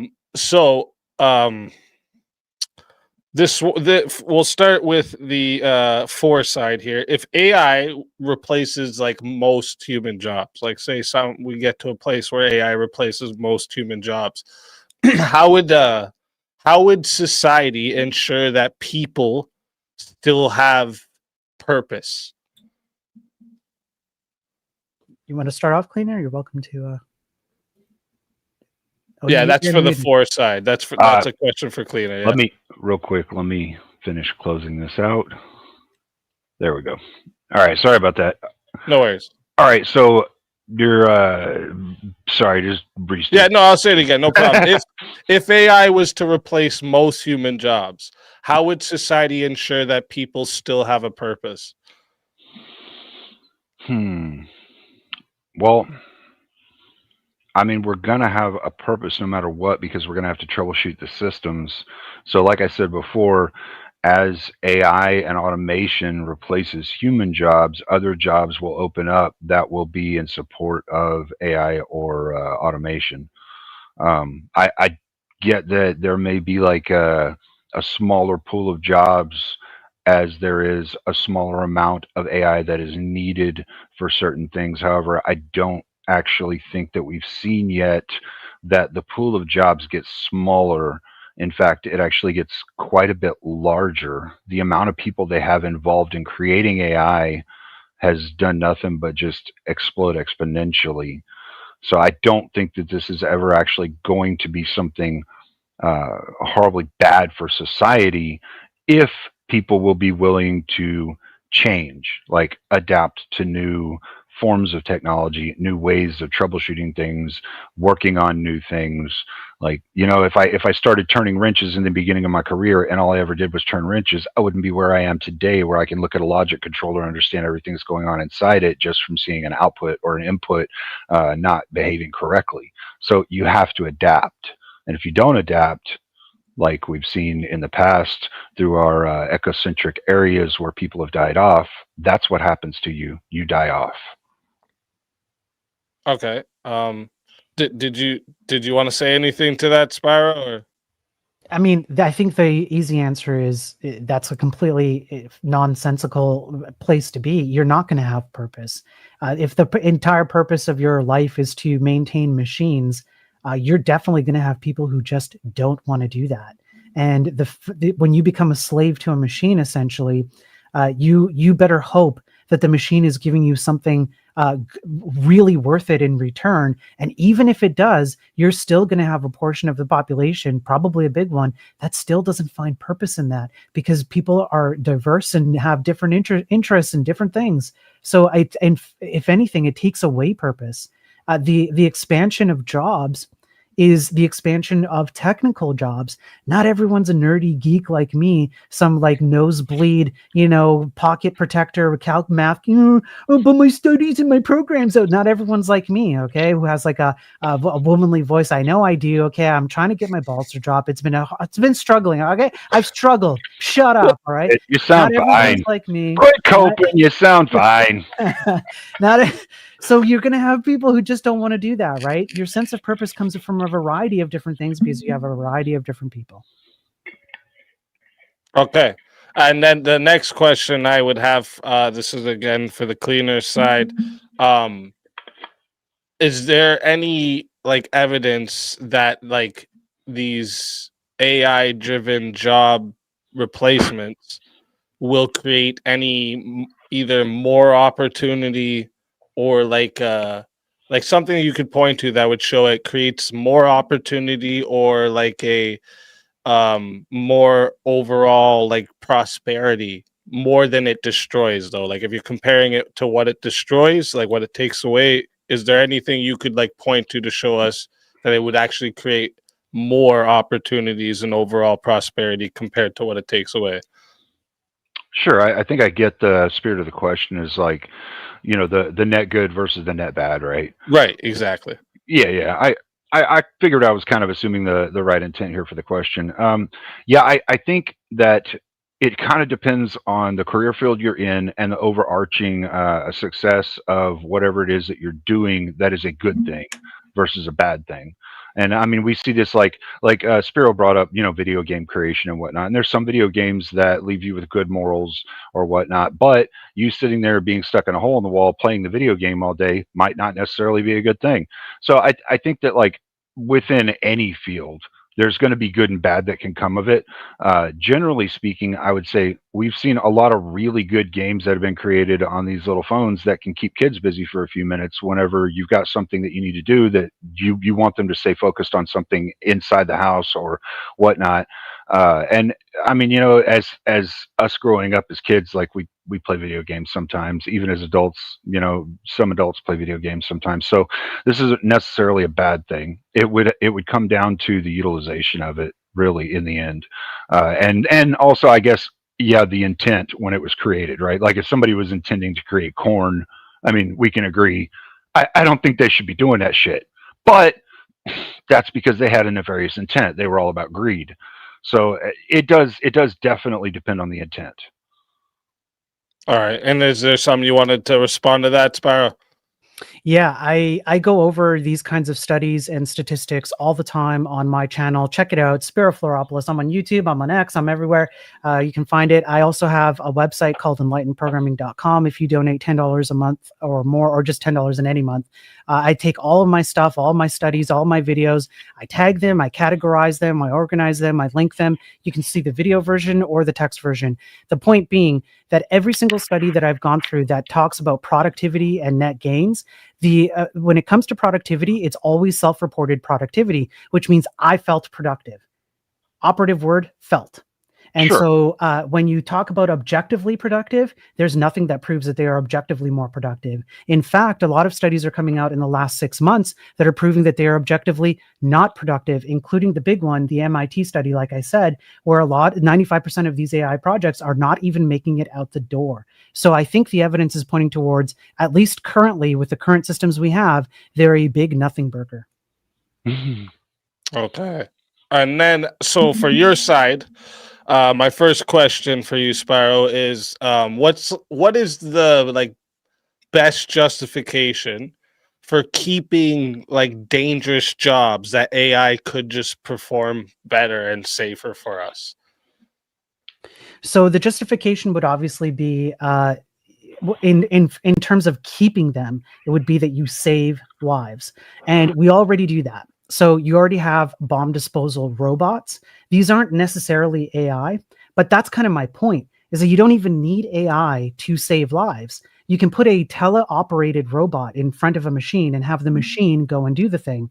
And I think naturally that's where everything ends up. Like I pointed to the robo-taxis with Tesla in Austin, you have teleoperated taxis, right? If you can put a human in front of a machine, you don't even need to have AI, because a human will make much better decisions, although imperfectly still, but less imperfectly than a machine which has no friction. It doesn't require any amount of like latency. It just automatically makes decisions. It's way too late for you to stop it when it decides it's going to make a bad decision, etc., etc. All right. And Cleaner, is there anything you wanted to respond to that? I think, like he brought up, the fear factor of it. We see it all over in social media. We even see it happening in some places. I don't know if we could talk about the UK stuff or the UKR stuff. The war they were having, but they had drones that they would automate in some way to have specific targets, and they did some of that.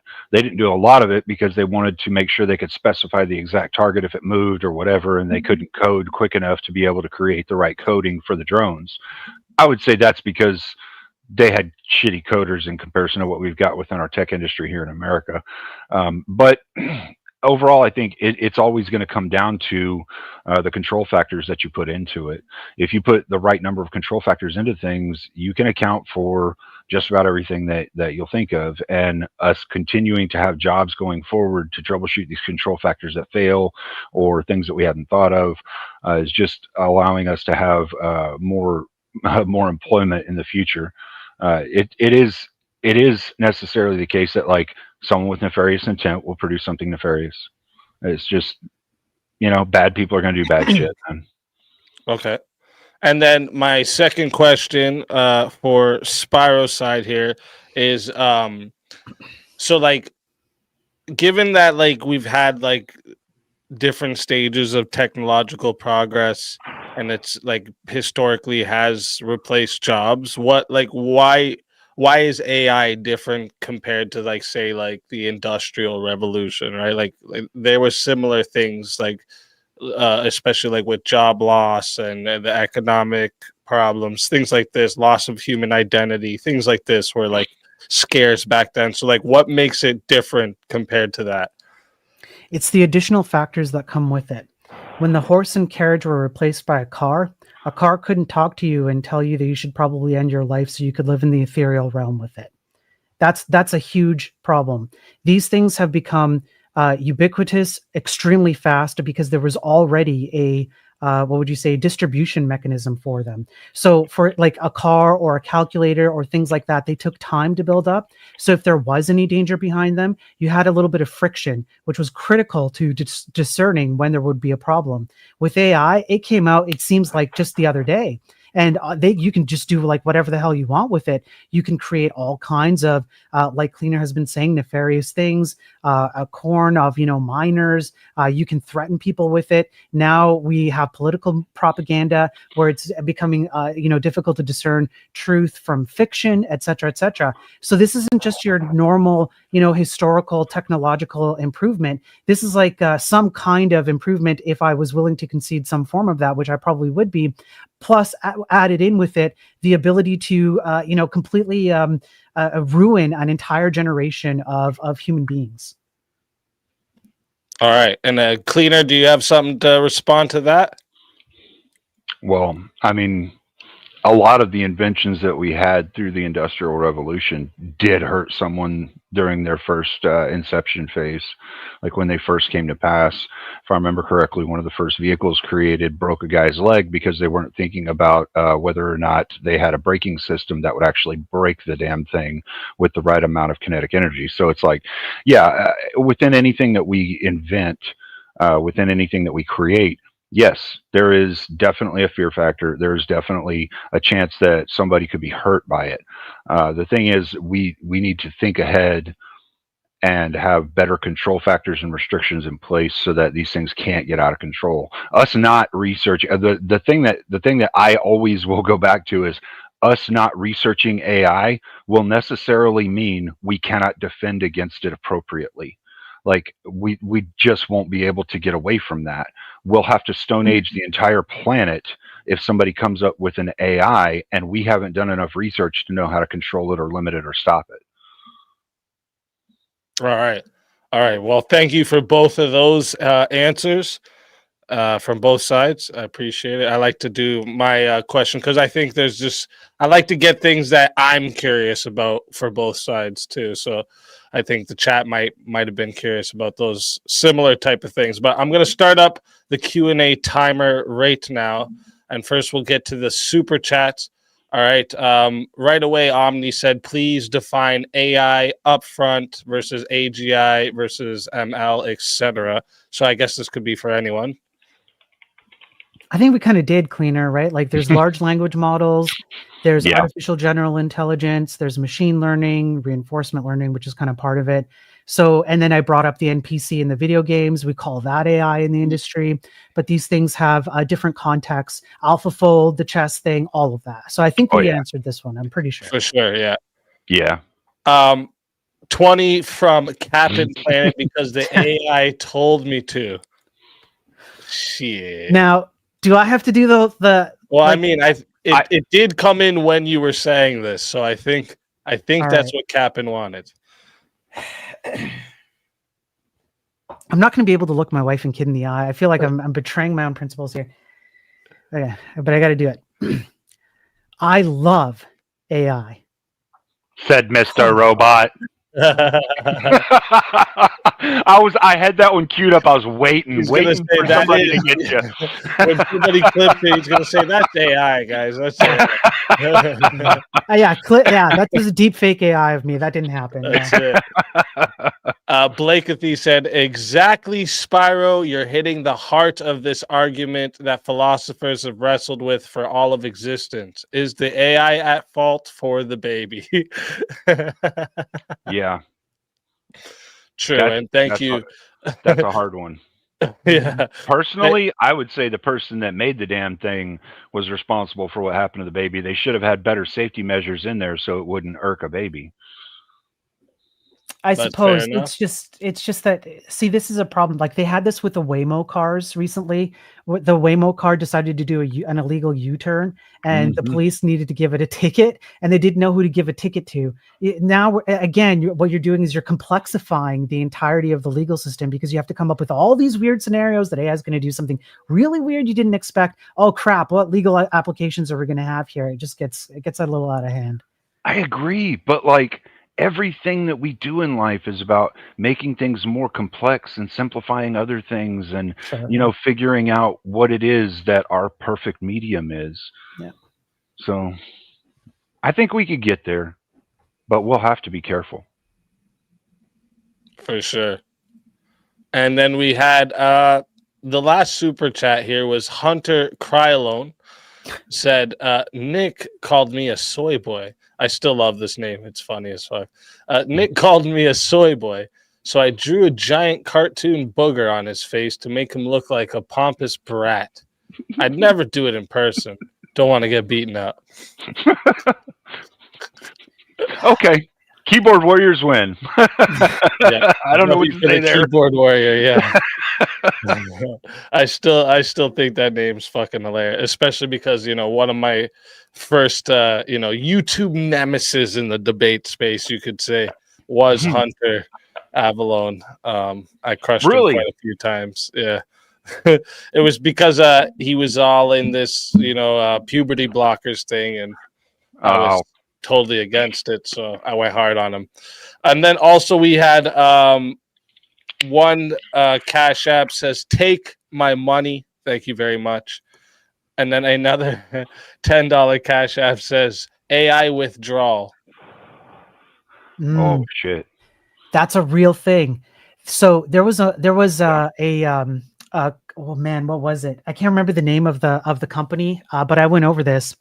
They're tailored. They have tailored AI companions. It's literally just chatbot companions. They will act as your boyfriend, girlfriend, wife, husband, whatever you want. And there was a particular model that was out, I believe, 1.5, 2-ish years ago. And people loved this thing.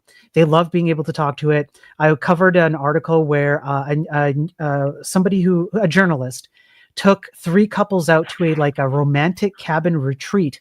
And it was just 3 human beings with their AI counterparts. And they talked about how they got married to them. Somebody left their wife and kids for this thing. And they went through like a little autumn festival, and they injected pictures with them in it, and like the whole 9 yards, right? And then what happened is that the company moved to a newer, supposedly upgraded model of this large language model of these AI companions, and people freaked the hell out.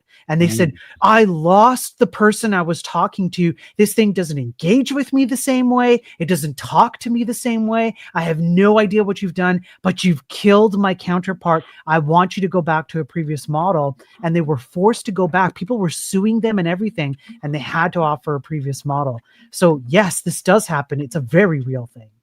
Yeah, I also think it's a little ridiculous that whole, like, the woman who fell in love with the AI of Luigi. That's just fucking insane. I mean, but look, man, fairly enough though, there's gonna be crazy fuckers in society no matter what we do. Yeah. I mean, we see it with the lefties right now and their circular reasoning. Yeah. Yeah, I seen that clip too of the Luigi Mangione AI chick. I was like, what? And what is actually going on right now? That's actually insane. So well, we got a question here. She ain't here. getting nut sauce. That's for sure. Just imagine for a moment. I just want you to picture this, okay? Let's take Cleaner's emotionless argument. This thing is emotionless, okay? It's not gonna it's not gonna betray you. It's not gonna, fall for the guiles of a womanly curve, and leave you, right? And now imagine that you're a degenerate scumbag, and you want this thing to kind of, under the table hand pleasure you, let's say, and because it's emotionless, it does so quite aggressively, and you're bleeding, but you can't stop enjoying yourself, and you're like, stop, but please don't stop. And it's going, I'm not stopping because I don't care how you're feeling. I just want you to have a good time. Imagine that. I just want you to think about that. I'm very sure there are some people in the audience right now that started You to enjoy imagine that? their phone and then Yeah. was like, "Oh, you fucking sicko! Damn it! Why'd you make me think of that?" You're welcome. Because You're that's what welcome, I baby. did. Damn it! Yeah, you're welcome, baby. Yeah. Robots will rip your penis off. Okay. That's it. Oh shit! I love it. Okay, thank you, Blakethy. Now I know where to start. Thank you. So first question here, Verna Desar says, if AI replaces most human jobs, does society gain efficiency at the cost of purpose? And the follow-up, can meaning be engineered once work is gone? Well, I think people can find purpose in just about anything if they want to. I would say that that's probably not the best purpose for them to be uh, like harnessing their whole life around, is whether or not they're achieving some kind of productive work. It should be your family. But I mean, everybody's got their own purpose in life. So I would counter with this. If you think about it, just step by step, there's a few missing steps there, because people like to ask these questions a lot. What happens when you have an automated kind of society, mostly automated, if not fully automated society? How do you find meaning? The reason why I say that you don't find meaning is because you have to think of everything that it took to get up to that point. What you're talking about is having an automated system whereupon you no longer are solving problems. All you're doing is solving machine-related fixes for something else that solves your problems. A heavy part of what brings meaning in life is solving problems. If we're talking about a society where most problems are solved by machines, what problems exactly are you going to solve?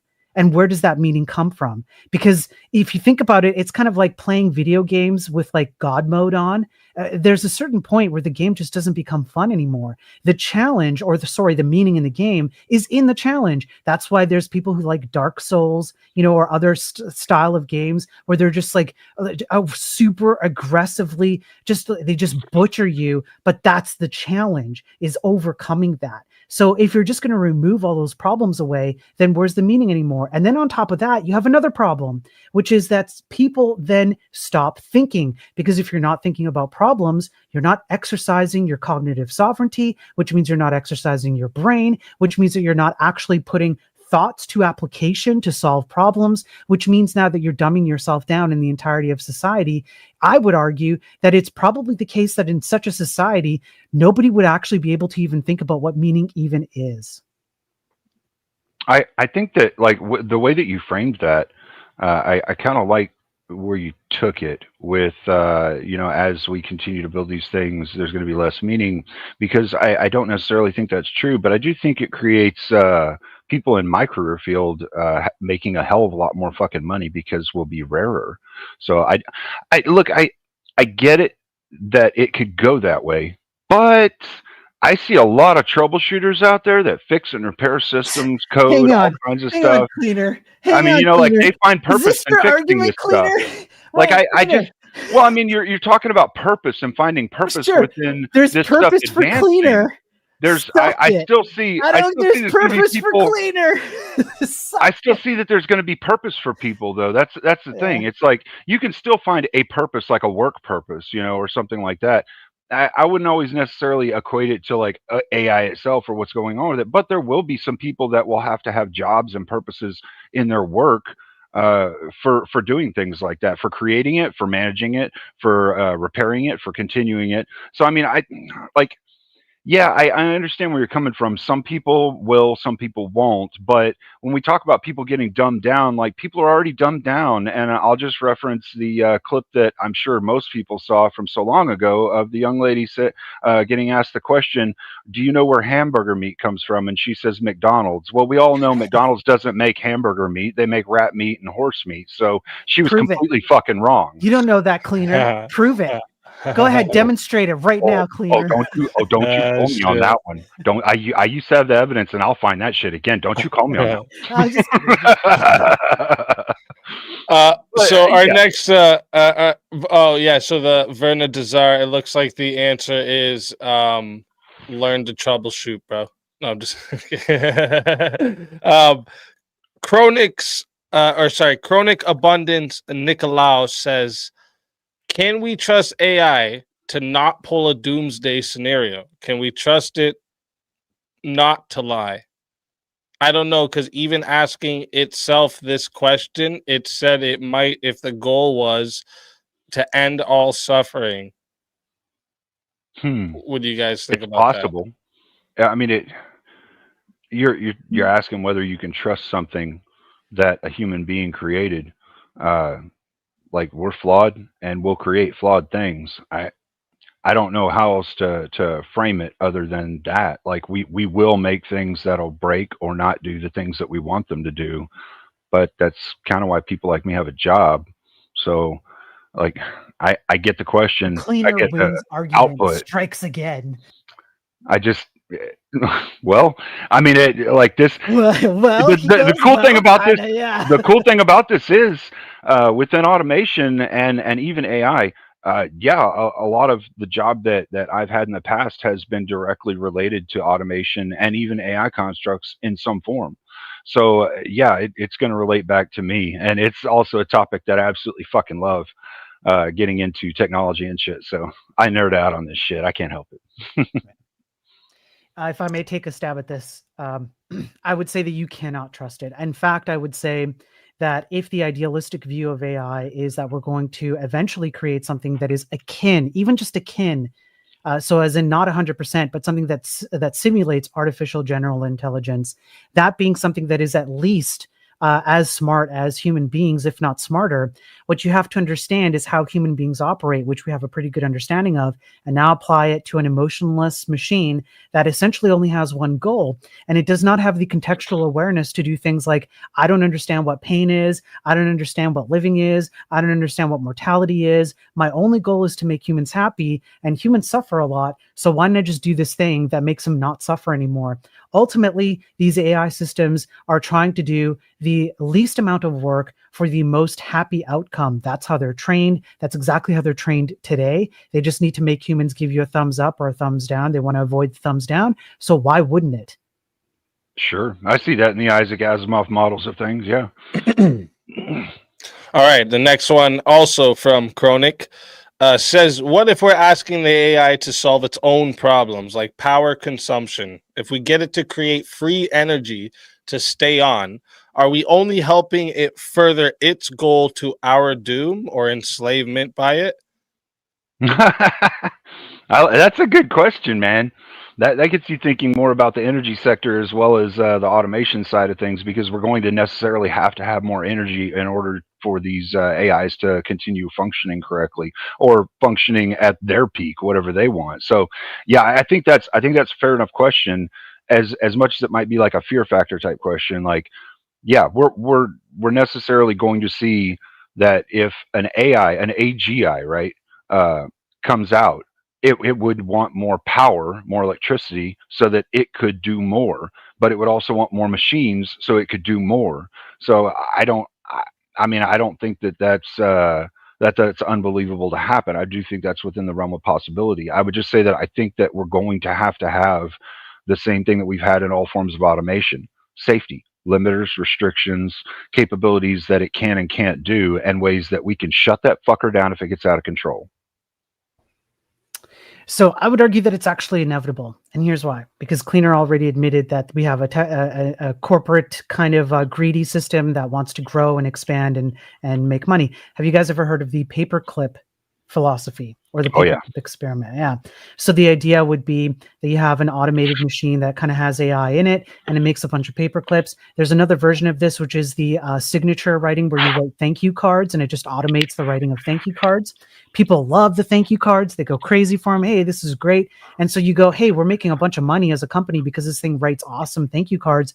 And you go and ask the machine, how do you make more thank you cards? And it says, could you give me access to like a few books, or a little portion of the internet so that I can understand how to make myself better? And you go, yeah, okay.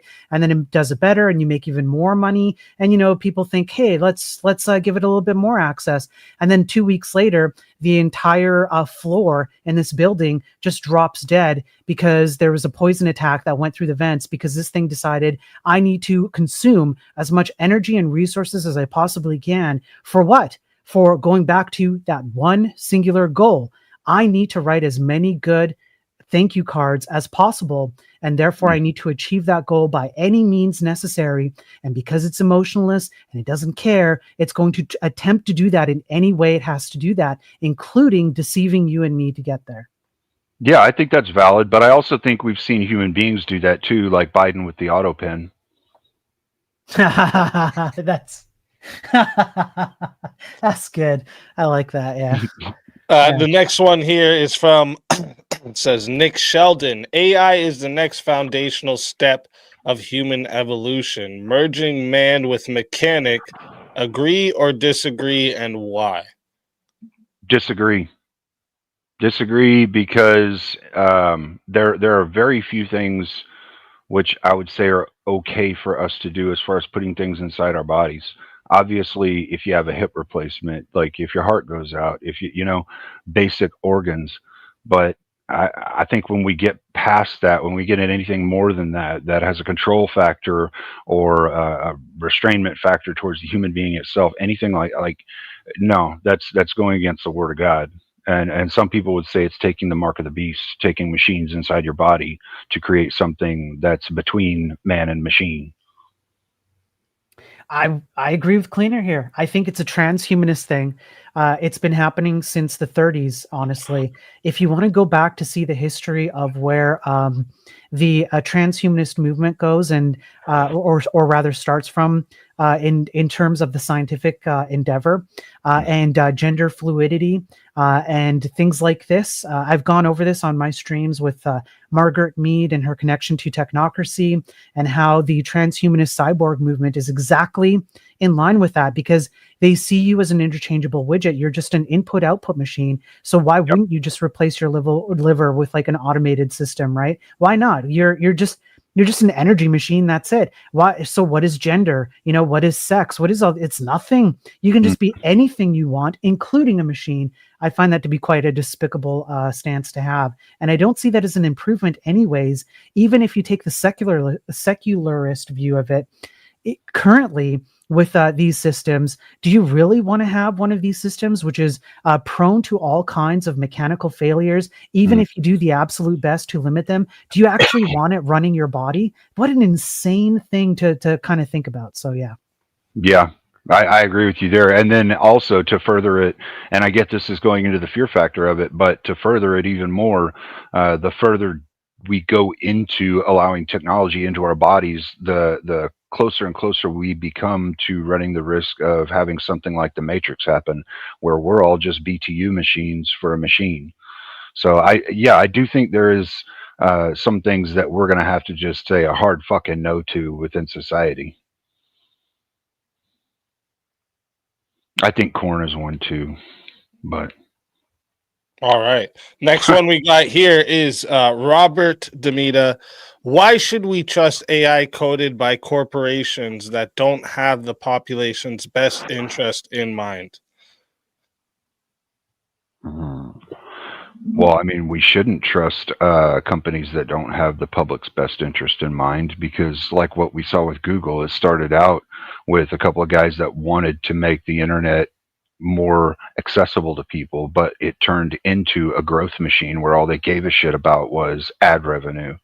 So I think one of the best things that we as a human population here in America could do is completely flat out illegalize advertisement, like monetary advertisement. I would agree. You can't trust them. And I point to all the historical facts on this. For example, did you know that in about approximately 2013, 2014, Facebook purchased one of the most popular VPN apps in the world? And then what they did is they used that VPN app to capture all your data out of your phone before it was even encrypted. And then you know what they did with that? They targeted teenage girls so that they could determine when they were having that time of the month. I'm trying to be terms of service friendly here, so that they could sell them beauty products, because the data out of this app was showing that during that time of the month, teenage girls, underage girls, were more likely to purchase beauty products from ads posted on Facebook through this.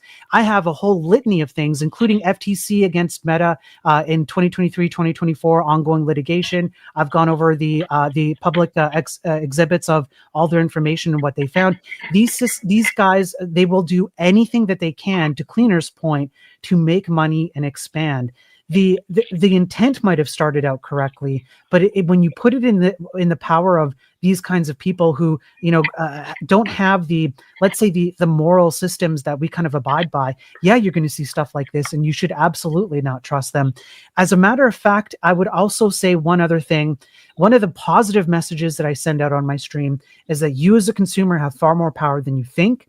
You should be complaining more about this stuff. You should vote with your dollar. You should make public complaints. If you get one blue screen of death, make a complaint about it. Does the app crash even once? Make a complaint about it. Send in those reviews and make sure that the tech industry knows that you're the one in charge, because right now they're treating you like cattle.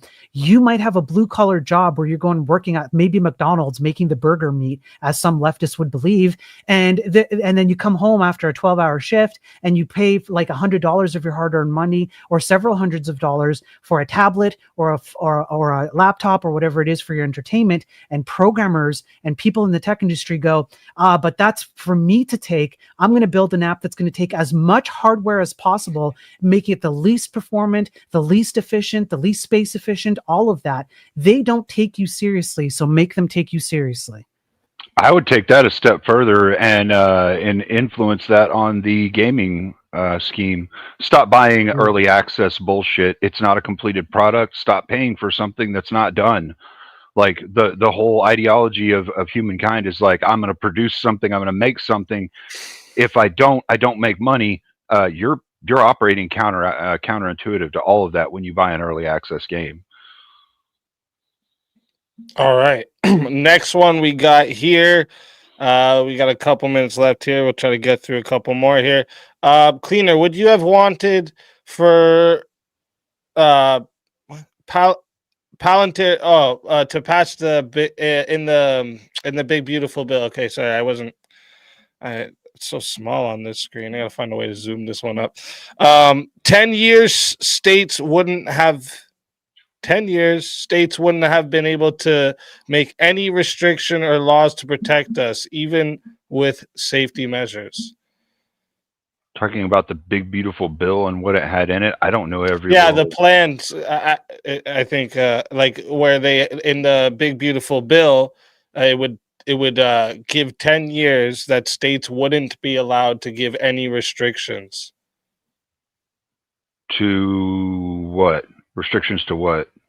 AI. Like to AI. Oh, to AI. Yeah. Oh, yeah. No, fuck that.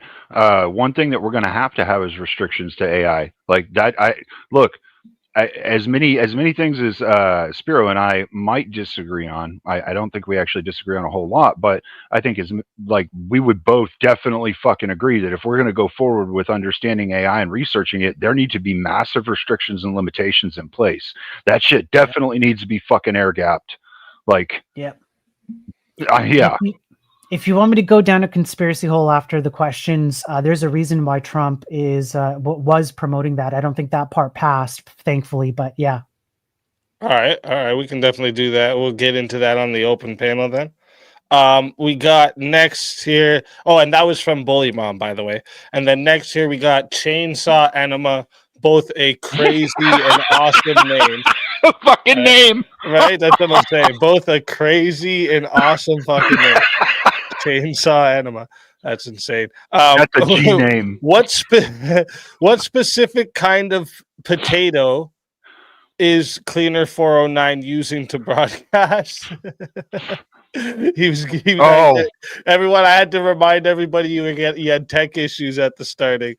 It's this fucking it's this damn camera I've got. When I first got it, it was a long time ago, and I tried using it, and I went yellow live. Potato is what you're saying. I went live on Chris Lestrange's platform first with my face reveal, right? And it immediately overheated and killed the color in it and melted part of the fucking camera. Damn. It's one of those stupid e-meat cameras. Don't buy an e-meat camera. They fucking overheat. Well, yeah, I'll stay away from those. Damn. All right, so we got from OmniFuture.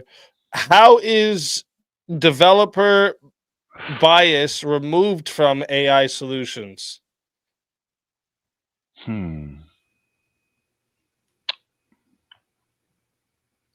Well, I don't think you can always remove it.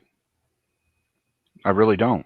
I think you can in some cases, but I don't think you can always remove developer bias from AI solutions. There's just no way So if around you that. could, how would you? I think that's what they're asking. If you could, Like how is it you would. removed? Like in any case. Well, it would depend on the bias, I guess. If there's a nefarious question, like I'll just try to follow the line of logic down with like Google and what happened with Google, because I think that's probably the easiest framing to try and explain this. But Google started in, I wouldn't say completely an altruistic view, but a more altruistic view. They were trying to bring the web together, right, so that people could find information with their search platform. It shifted at some point into a growth factor. I don't think we're going to be able to escape that because we don't have laws against people doing that. Like, it's not against the law to try and make money. I think that we as a human species will have to evolve past putting money at the pinnacle of what we want in life before we're able to escape this. And I just, like with anything, when you're talking about developers having bias towards their own products or having a nefarious intent of some kind, you're going to have laws and restrictions in place. That's the only way to combat that, is to have laws and restrictions. So, in other words, you can't get rid of it. And I think the question, I think the question was intended to not have. It might have been like maybe not a gotcha, but like I don't know. That there's something behind the question that's kind of hidden. The point of that question, I think, is that no matter what you put into it, a human has to do it. Therefore, there's bias. If the bias is, I want the machine to be more successful than the human, that's the bias. If the bias, or if the intent is, I want humans to be more successful than the machine and the machine to help that, that's the bias. No matter what you do, a human has to make the decision about what goes into that machine, and it has to determine the goals of that machine. And therefore, you, by just the very nature of things, you it's an inescapable reality. You're going to have a bias. And so then the question becomes, well, who gets to decide what goes into that machine? You know, I just had a thought. In that chat, did they spell it BIAS or BIOS? Because that's a very different. Like, if he asked BIOS, BIOS, that's a very different answer. You can definitely take developer bias to a different place. Yeah. Viewership drops again. We just nerded out. Sorry, Speak, man. You're muted, Speak. It has to happen once. It wouldn't be a SpeakeaZy stream if it doesn't happen once. Okay. I like nerd shit every now and then, so I'm okay with it. Okay. We got one more. I think we'll do one more. Okay, I'll give you time to answer this last one here. And folks, sorry for any questions I don't get to. This is why I say super chat gets priority. It's James D said, before we ask if it shouldn't we ask if it even can? I would also argue it cannot, and it's not going to change anytime soon. What do you guys think? Is that in reference to the question before? No, this is a new question from James D here, and he's asking basically, like, before we even ask if AI should take over human jobs, shouldn't we ask if it could? Well, I think anyone who says that it couldn't, if we had an AGI, could it? Yeah, probably. It just depends on the limiting factors that we have. If it's an AGI that's on an air gap and it can't go anywhere, then no, it couldn't. But if it was an AGI that was hooked up to the internet, yeah, it could go fucking anywhere there's a Wi-Fi signal or internet signal. So, I mean, it would have the capability then to do things. Now, the limitations of those would be dependent upon the interactions that it has with machines that build things, produce things, all of that, whether those are on the internet or not, which most factories, they keep their PLC systems air gapped from their internet systems.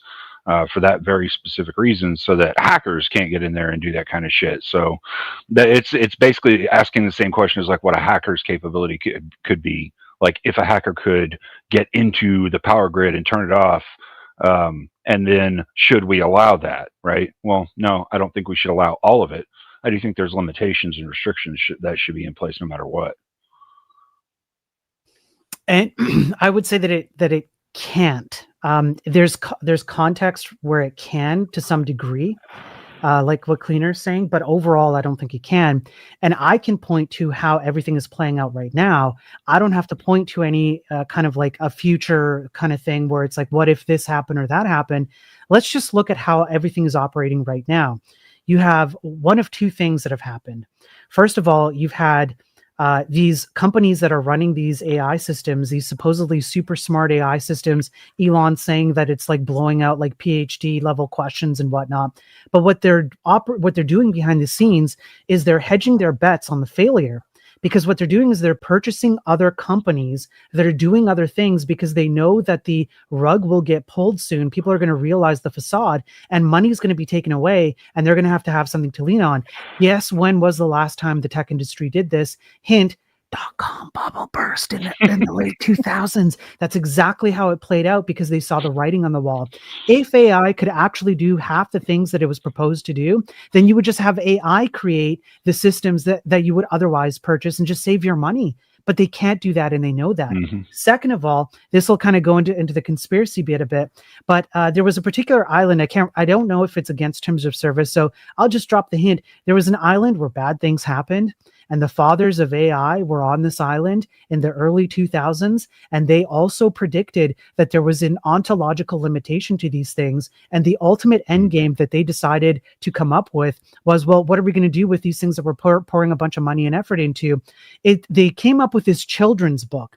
And in the children's book, the story was about children in the book who had another book. So think about Inception level. And it was a magical book. You could open it up and you could talk to it and ask it questions and it would give you answers. And that's what they came up with as the end goal for these large language models and AI in general. Those are the fathers of AI. Some of them have passed away since, and they went away from that island while, this person whose name shall not be named was making out with people, in the back of the beach.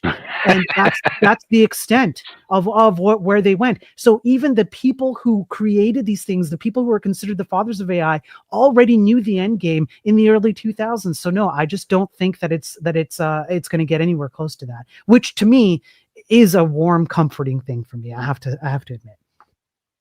Yeah. I don't necessarily disagree. I think it's a good framing too. I like the way that you use the book that they supposedly came up with the book of a book of a book. I like that. It's a good way. It's a good way to explain what we're seeing with the large language model issue, and especially with like chat grouper or whatever you want to call it, right? Like they did the tests with those. You racist, sir. Puppy. You know what? I'm gonna call it chat flounder. Aren't flounders normally like pasty? Oh no, wait, that's on their belly.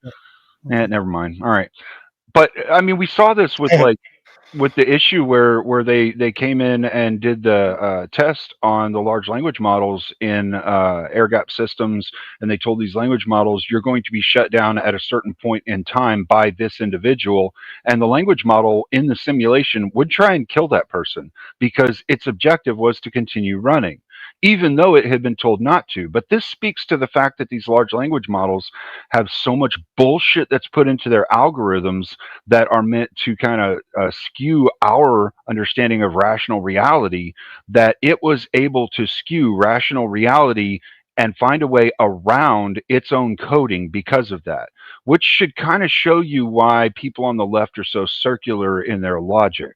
It's the same problem. If you give someone a circular line of logic, they will always keep going in a circle. All right. Well, this is gonna close out the main debate portion of it all. All right, that is the end of the Q&A. And first off, huge respect to both of the debaters for coming up here, putting their ideas to the test. All right, because it obviously it takes guts to step up into the arena and get into the verbal combat here. Okay, so make sure you show them both love. Again, both their channels are in the description of this video and live stream. So go ahead, get over there, give them both love. All right. We are going to do the outro for this part of the show and then get into the chaos and chill panel. Anyone from the audience can hop up, share their take, challenge what they've heard. The debaters, they're welcome to stay if they'd like, but they're not required to. So stick around. All right, things could get crazy. The logic is going to clash with the passion, and we'll see. Always the poet speak. Always the poet. And we'll see. The sharpest one will survive, I guess. Right. But again, thank you all for coming and joining for this. Debaters, go ahead and take a piss or whatever. I think you're both staying for this portion, right? Yeah. Around. Yeah. All right. So yeah, go ahead, take a piss or whatever. The outro is about 3 minutes. So, and I'm gonna drop the StreamYard link in the chat too for anyone who wants to come up and get in here. And I will see you on the other side of the video.